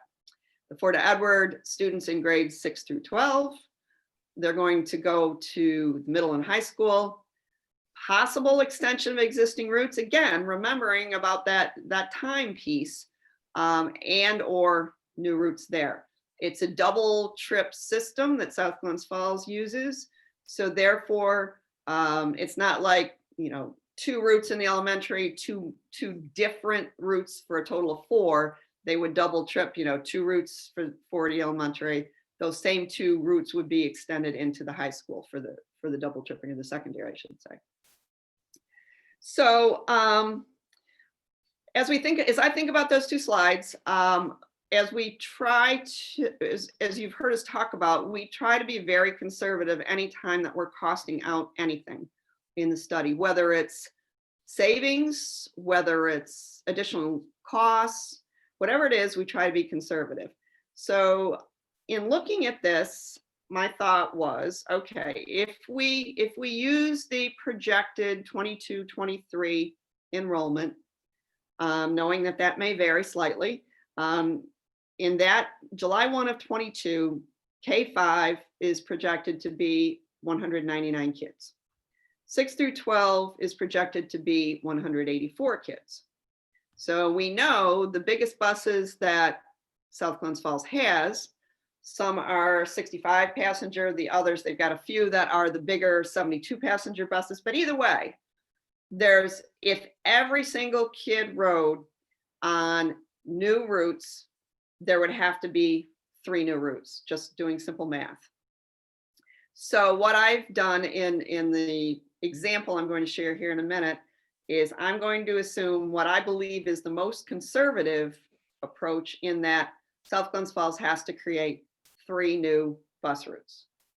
Might be 2, because we all know that for a variety of reasons, not all kids ride. So it might be 2. Might be 2 and some extension of existing routes, whatever. But 3 new routes is the most conservative. So that is what I'm going to take a look at on the next slides, and we'll kind of walk through how we thought about that. So there's 3 pieces to the new routes. There is a personnel piece, there's an operational piece, the fuel, the maintenance, whatever, those kinds of things it takes to operate the vehicle. And then there's the vehicle itself. So in starting through this thinking, we're going to make some assumptions here. We're going to assume that buses run 185 school days. And here's our 3 routes that we're going to talk about. They're going to go twice daily. They're going to go in the morning. They're going to go in the afternoon.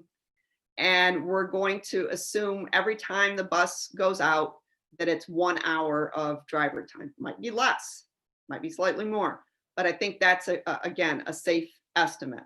So if you do that math, 3 buses twice a day, 1 hour a day, you're going to get 6 driver hours for the elementary route. And in the afternoon, in the secondary route, you're going to do the same thing. So adding those 2 things together, you get 2,220 hours, additional hours that you don't have today. So the district uses $25 an hour as an estimate that includes the benefit costs. So if you multiply that out, you get 55,500. Now you remember, we're talking about the share of approved transportation expense that the state provides to you was 69.7%. So that $55,500 is not going to all come out of the district's pocket. About 30% of that is going to. So just for the sake of estimation, we're going to say 16,800 and change is what the local cost for the driver to add these 3 routes. All right, so that's piece number 1. That's the personnel piece. Looking at the next one is, now we're going to talk about the miles, because there's the fuel, there's the preventive maintenance that goes into it, there's insurances, there's all of that stuff. So we took the same example, 185 school days, 3 buses, twice daily, 60-mile round trip, roughly, 96 miles a day, multiply it out, come up with 17.7. Same exercise for the secondary routes. We're a little bit longer because they're going to make 2 stops and they've got to get between buildings.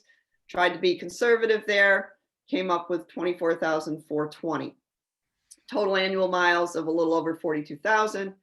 Again, district provided me with the $1.66 a mile. That's the estimate that they use for the cost of running a bus, operating a bus.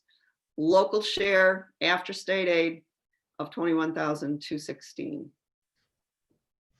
So now we move on, taking those 2 numbers, I've added them together. Here's the first line on this slide, 33, we'll call it $38,000.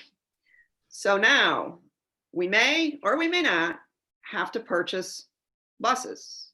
Both the assistant superintendent and the transportation director said, yeah, we really don't have vehicles just sitting around that we can add 3 routes. So I'm assuming, again, worst case scenario, that you have to buy all 3 buses. Buses right now are around $130,000 for the full-size buses. Math on the local cost brings the vehicle piece to $118,000. And adding all those 2 pieces, the first number, the second number, you come up with $156,000, we're going to call it, for estimated total transportation costs. So this is one of those areas where in just about all of the merger studies that I've been a part of, and the ones I've looked at prior to that, everybody goes into it acknowledging that there will be some estimated or some additional local transportation costs to get all of the kids where they need to go for their programs. So that is, I feel like I've been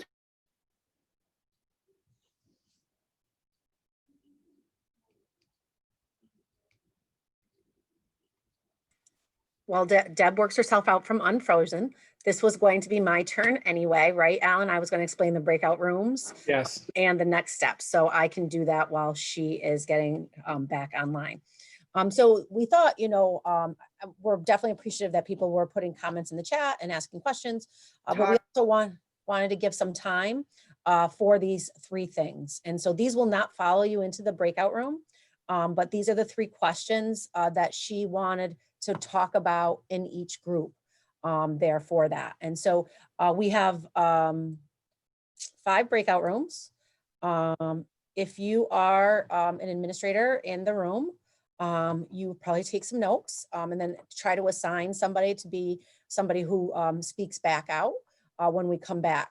What's going to happen is when I set the button on your screen, it's going to say you're in breakout, whatever. Click the button accept and you zoom to the breakout room that you're in. And these are the 3 questions. What potential benefits do you see with transportation in emergent district? What worries do you have? Is there any other information that you would like to know, especially in terms of transportation, that has not been discussed there for that? Alan, it is 7:47. You want to give it the 15 minutes or Sure. 10 minutes, or what do you want to do?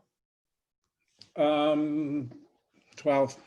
12. We're going to give it 12. We're going to give it 12 minutes. Okay, so let me set that up.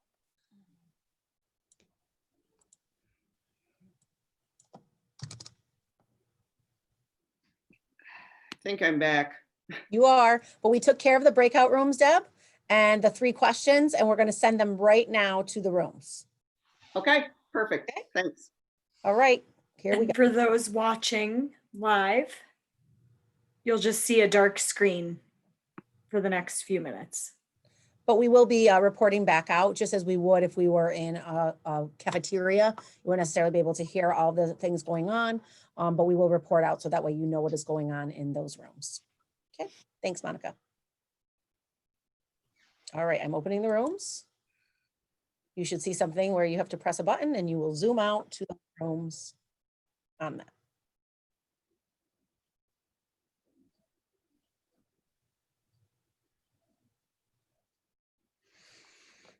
Deb, we're not going to go to one, right? Yeah, you can if you want to, and then I can move you between them.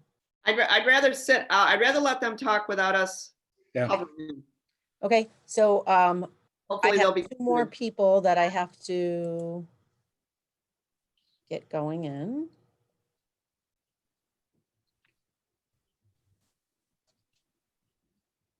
I think John was in 2 rooms. So now this is still being recorded, this session, and all of our live stream people can still hear and see us right now.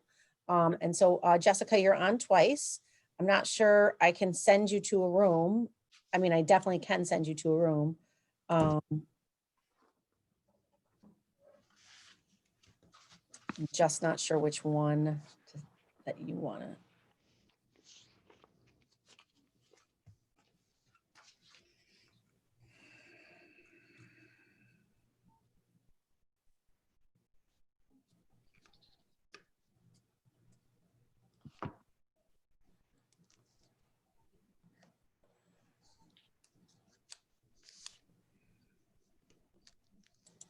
Christine, I'm going to step away just so you know. I need to get a power cord for my laptop. Okay.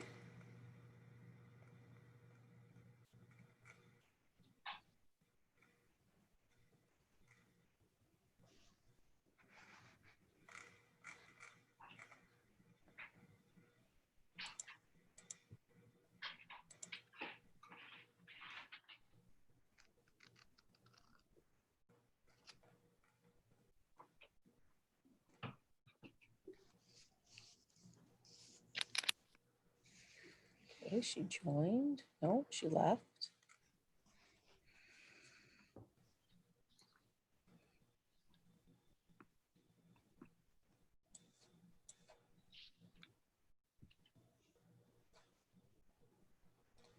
I think this is just this his last one was just I think he was on twice. So I will sneak into a room. Monica, you're going to put yours just on blank. So it worked, Christine, bottom line? Yep. Is everyone's in a room? Yeah. I just Okay. have this extra person here, but I think he had 2 screens open. Okay.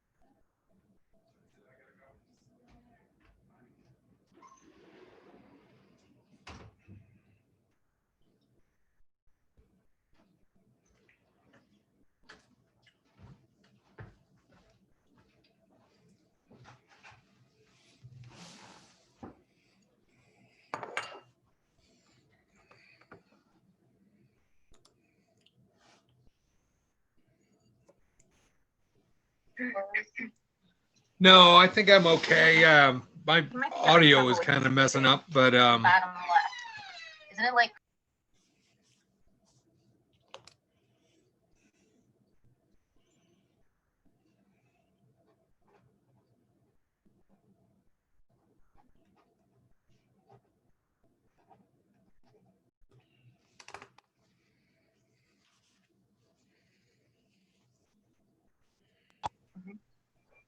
can you hear me?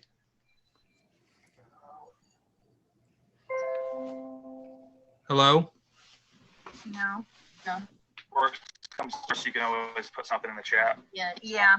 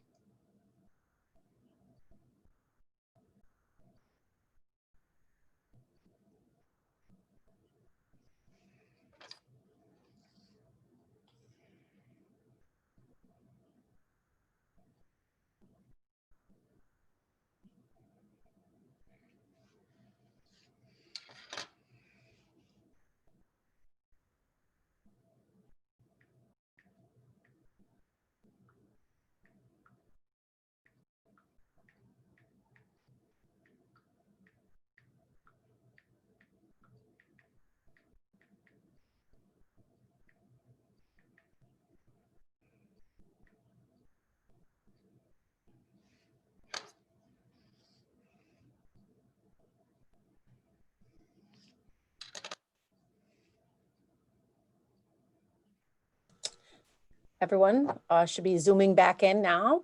having that opportunity to get through some of the questions. I know it always either feels too long or too short when we do those breakout sessions. But you know, it's always good to have them and hear the different pieces, and the ones I did jump in on, people were definitely asking questions and talking. Deb, you're here, right, Deb? Yep, you're back in. Back. Do you want me to get somebody from each group to report out to you and Alan? Yeah, that's what I'd like to do, is have, so that the whole committee will be able to hear the reporter for each group. Dan, who is a reporter for you, or are you going to be the reporter? I think it's going to be me. I tried to get someone else. So we did go through the questions and potential benefits. Could adding the Fort Edward routes shorten any of the other times for other students somehow by making it so a driver, and I'm elaborating a little bit, so a driver could skip 3 or 4 stops that they used to get as part of that 68-minute route. And could having more vehicles or utilizing the Fort Edward vehicles allow for more after-school runs, add more days to those elementary after-school possibilities for potential benefits? Okay. You want me to do all 3 questions? Okay. Yeah, sure. So 2 for worries. The biggest worry that came across was the amount of time on the bus for a child.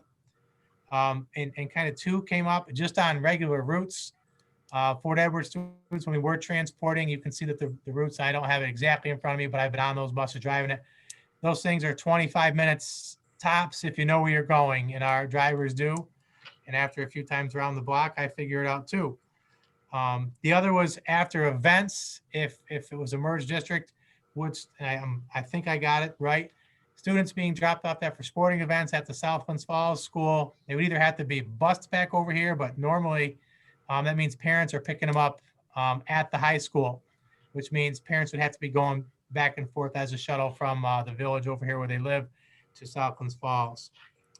Other worry was costs associated with the new buses and the labor costs and maintenance costs, and also the possibility of students in multiple grade levels across buildings being on the same bus, like K through 12 on one bus, which happens a lot in small schools, which does not happen at all in large schools like South Glens Falls. So that was a concern, that if that were to happen, that would be concerning to folks. And last, any discussion information any information you wanted that wasn't discussed, what are some possibilities for the Fort Edward vehicles?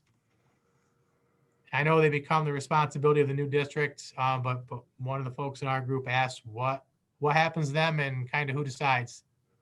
Okay. Great. Let me ask just one thing to clarify here. Your first worry, Dan, the first thing you mentioned, time on bus for both South Glens Falls, currently South Glens Falls and Fort Edward? I think it was both. The concern came from a South Glens Falls person. I think they were concerned if students from Fort Edward get added to a route, does that make that loop larger for some South Glens Falls students? Right. Okay, great. So we had that down as a benefit or a worry. Will it make it shorter for everybody or longer, or how does that work out? And that is exactly right. I think it is both of those things. Time on bus extended. Okay, great. Thank you very much. Thanks to all the folks in that group. Mr. Modi, I don't know if you're the spokesperson. Oh, I am not. I handed that right over to Mr. Wexler. I took my cue from my voluntelling and passed it on. Mr. Wexler, normally I like your camera on, but you were having some sound issues. So can you turn your camera off and then speak, please? Yes.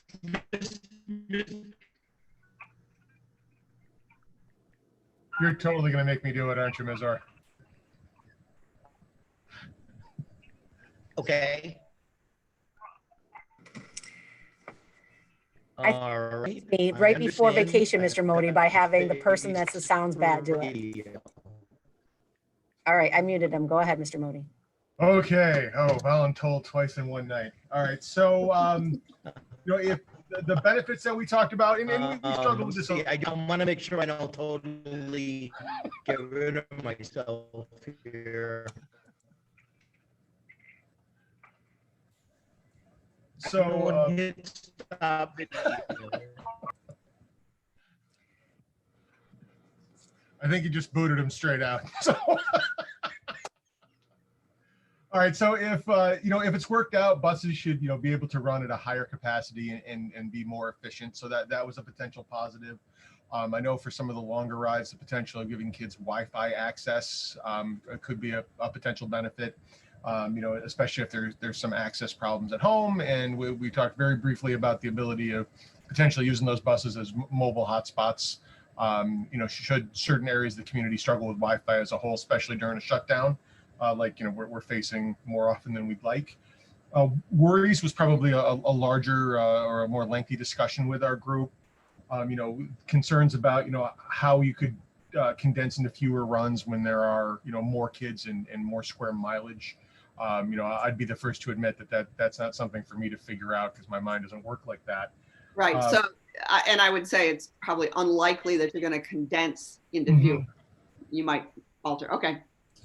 Concerns about bus ride times, especially for Fort Edward students who don't have some of the longer rides that are more, I wouldn't say typical, but happened in South Glens Falls. And then some concern was expressed about the physical toll of riding a bus that long, every day, twice a day. In terms of other information we were curious about as a group, how parent drop-off might affect the density of bus runs, and can you use that to mitigate some of the pressures on transportation? Because parents, with every passing year, seem to like driving their kids to and from school. There was a question by Mr. Chase, Nelson, I think that was your last name, but I can't see your face on the page, about contracted bus maintenance costs, the cost of installing cameras on and maintaining cameras on the bus. And also he was curious about the Fort Edward transportation aid ratio. So I think that last one, Pete, again, Fort Edward. Oh, the transportation aid ratio. Okay. Show the South Glens Falls one, but Yeah. not Okay.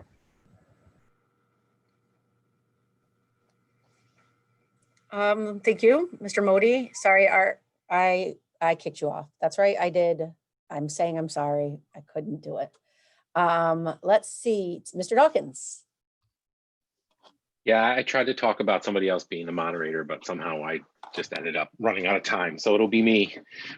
We talked about a lot of the same stuff and mostly focused on, again, the length of time that students are going to be on the bus and what those routes would look like. We did spend some time talking about how a shift to riding a bus and waking up for the bus in the morning would affect attendance and truancy, especially for our middle school and high school students.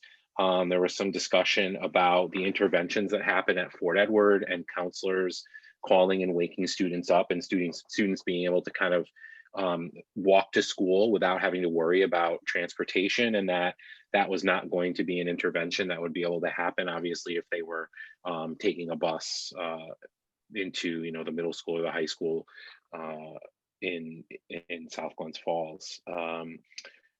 We talked a little bit about the walking range, which for the elementary students in South Glens Falls is outside of a half mile. Students need to be picked up, and would that be inconsequential, or would that be something that would improve a situation?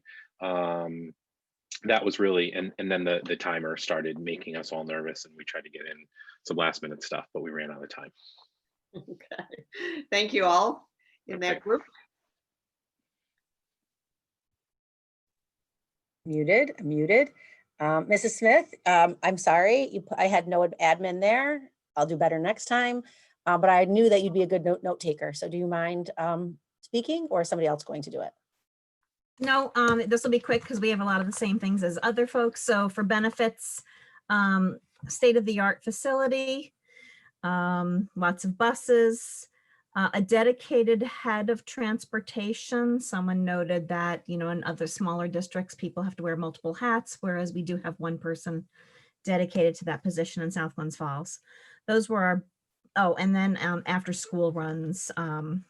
Then for worries, same thing, increased time on the bus is a concern. It's a huge jump for the Fort Edward students who are not used to that. That was pretty much it under worries. And then the information that was not discussed tonight, it came up in our group too about the sports, not having transportation afterwards, being a concern for the Fort Edward folks. And that was it. Great. Thank you all of you. Thank you all for that.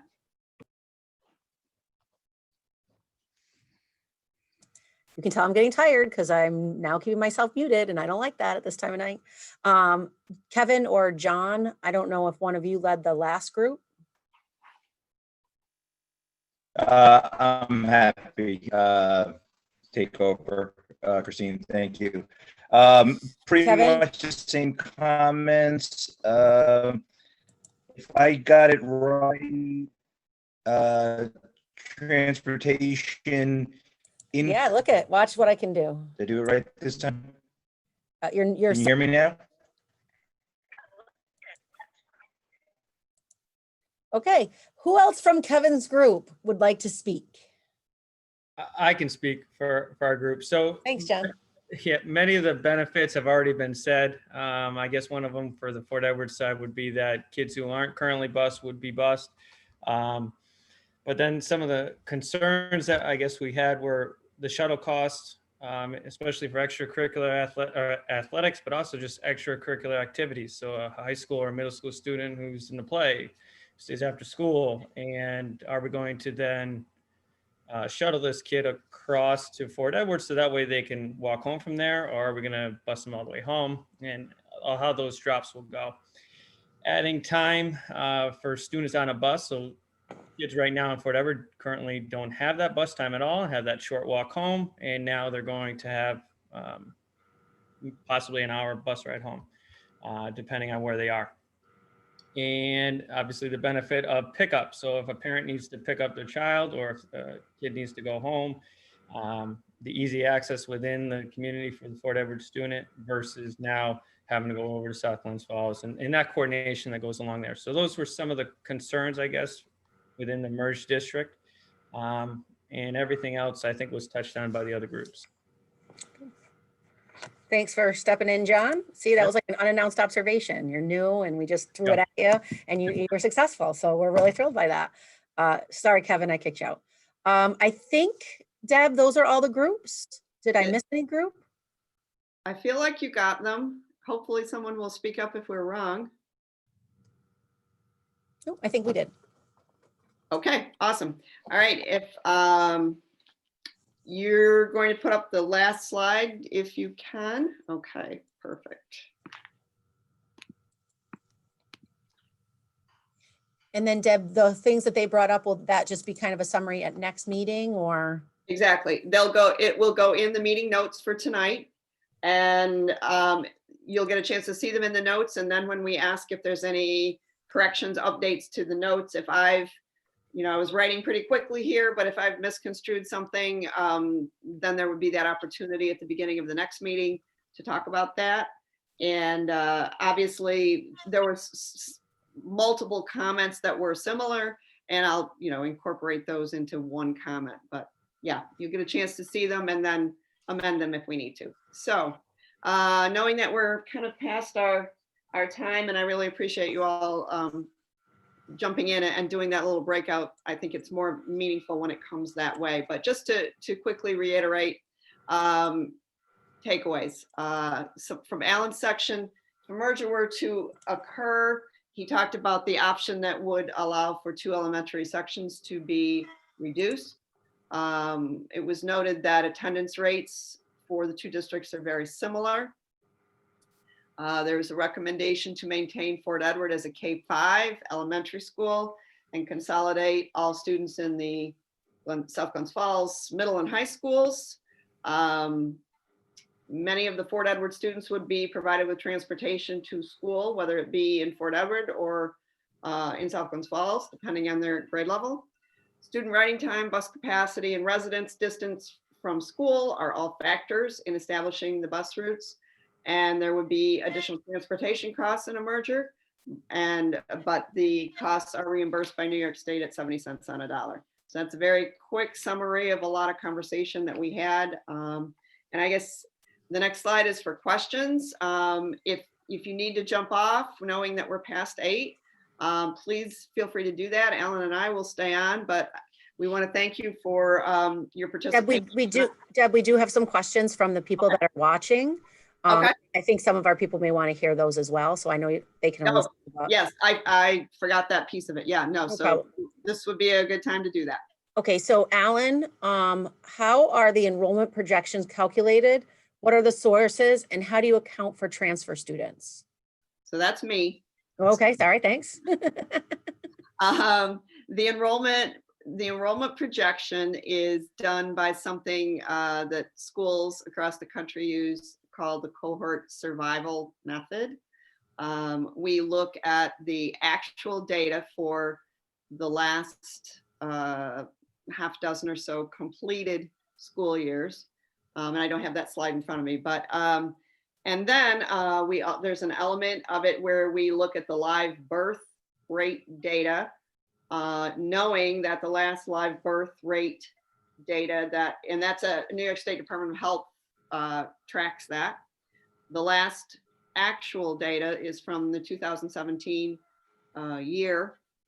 So for the further out years after that, we take an average of the preceding 5 and use that same number. That's why it's so important to continue to update this annually. So the way it works is, to try to put this simply, with the cohort survival method to do the projection, we look at the historic data and say, all right, how many kids went from kindergarten to 1st grade in the following year? And look at that for multiple years and develop that ratio. That ratio is then applied going forward to the actual enrollments from 2019-20. And I'm going to stop there. And that's how the projection is done. So if you think about it right now in the tables that we have, the 2021 numbers are still projected numbers. So by now, you could go in and take a look and say, all right, how close are these projections to actual? And update them and have them be actual. And then it will filter through this spreadsheet that uses the cohort survival method formula. It's a simplistic explanation, but I'd be happy to provide you with more data. I can provide you with a spreadsheet that's used to calculate that if the districts want that. And part of the question about how transfer students are accounted for? Mm-hmm. Yes, it is, and they are not. Well, if they transfer, they're accounted for when you count the number of kids going from one grade to the next every year. Yeah, right. So there's a couple South Glens Falls specific questions that I'll read, and then Deb and Alan I can quickly answer. One of the questions was, what time does the school day end at the elementary schools in South Glens Falls? And that time varies. All of the elementary schools have the same number of minutes that is calculated, but the times vary, because even though it's a 2-run system, you still need staggered times within those 2 runs in order to be able to pick up and drop off successfully. Another one was, at a 98% reimbursement rate, is a new building more efficient for South Glens Falls? And the reality is the state doesn't just allow you to build buildings. Having just gone through a capital project, you really even have to prove if you have enough space for additional room. So that would not be an option necessarily just to jump to that because of a rate, because the state does not allow you to do that if you can do renovated spaces and you have the capacity to do that. And then my last one, I believe, was how many teachers don't have access to their classroom during prep time in South Glens Falls? How does that displacement impact efficiency? We do have offices for all of our staff and separate locations for that. So while they're not in the room and we do share spaces, we do provide extra areas for that. And it's really hard to quantitatively talk about efficiency in that, especially because we even changed the schedule this year. So I think that would be a work in progress there for that. Dan, I don't know if you see any other questions that we haven't covered.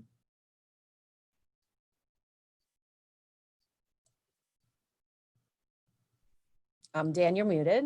I just love saying that at 8:20 and it's not me. Makes me so happy. All right, sorry. So just a few, there's comments and there's one question for certain that I want to just address. And I think we addressed part of them as we were going through the presentation. But one person wrote, many of the classes of less than 10 students at Fort Edward are distance learning and outside programming not taught by teachers in Fort Edward. So I believe they're alluding to that could be skewing that number, that 55% number from the beginning of the presentation. And then a second comment, important to note, the classrooms are being used differently because of COVID. And I know we addressed that, and I have already emailed Alan and Deb a footnote for that chart that explains what we talked about during that section. One very straight question ahead, and I think you just addressed it, Christine. Why wouldn't South Glens Falls just sell the Fort Edward building? Certainly, if an annexation were to occur, the building becomes the property of the South Glens Falls School District, and the board can do what they'd like with it.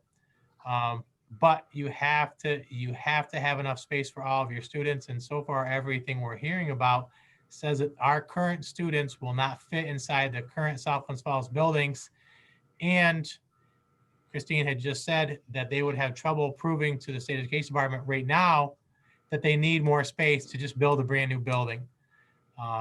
So I wanted to put that out there.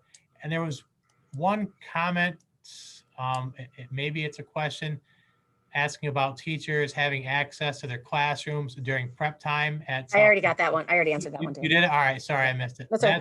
That's what was there. That's all the questions. Amanda Durkee raised her hand. Do you want to unmute yourself, Amanda? Yes, I'm sorry to back up quite a ways. I want to just head back to the first slide from the presentation. I'm sorry, I'm not fluent with Zoom, so I didn't know how to raise my hand or figure out the chat early on. It took me a little while to figure that out. I just wanted to just make a couple of quick comments about the meeting takeaways from November 23rd, that one slide. Just a couple of concerns that I have, and this does go along with the email that I had written before that would have been sent out to everybody earlier today. My main concern is that the word opportunities is used repeatedly on this chart. And I just feel that opportunities is a term that it's an opinion-based term. I do feel that because we're trying to come at this from a non-biased standpoint, just simply changing that word to options, offerings, choices, I just feel that in and of itself is more factual. I think that when we use that word opportunities, it's automatically making it sound super and fantastic. And I'm not saying it's not super and fantastic, but what one person views as an opportunity may be different from what I view as an opportunity. So I just wanted to throw that out there as food for thought for people. I'm not saying that it has to be changed or anything, but as we move forward, I do feel that semantics are important. And I would never argue that there are more options, there are more choices, there are more offerings, but that doesn't automatically equate to an opportunity. So I wanted to put that piece out there. The other piece that I was just a little concerned about, but I also, it's fine. In looking at the chart though, there's not any of the concerns listed on that meeting takeaway that were brought up at the 23rd meeting. Some people had brought up the concerns about wanting a concern about smaller class sizes or class size in general. Some of the bus times for the Fort Edward students. So I just, when I looked at one chart, it just everything looks very magical, and like there's this plethora of opportunity available.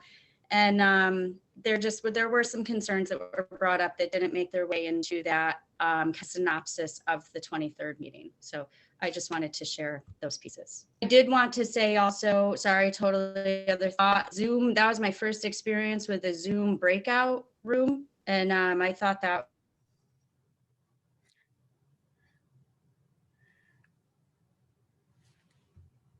I really hope she was going to say, I thought it was great. But then we lost her. So I'm really going to hope for a Christmas piece that was going to be how we ended a little, was that we did something right with this meeting. So that would be my goal. Oh, Amanda, are you back? I'm back. How much did you miss? How much did I just Just talk the to last. myself that whole time? Did you like Zoom or not? That was the only part we didn't hear. Oh God, thank God. I thought I would froze for that whole thing. The Zoom breakout, that was my first experience with that. I thought it was great. Given the circumstances, that was fantastic. So very, very good. Very good. Thank God, I thought I lost the whole.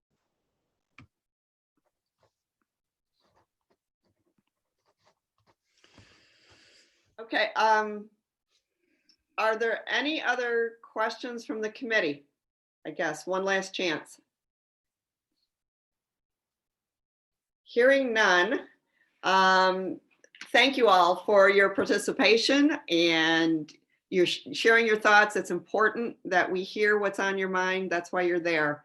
And we want to hear that. So we do appreciate the feedback, and have a wonderful holiday, and we will see all of you on January 11th.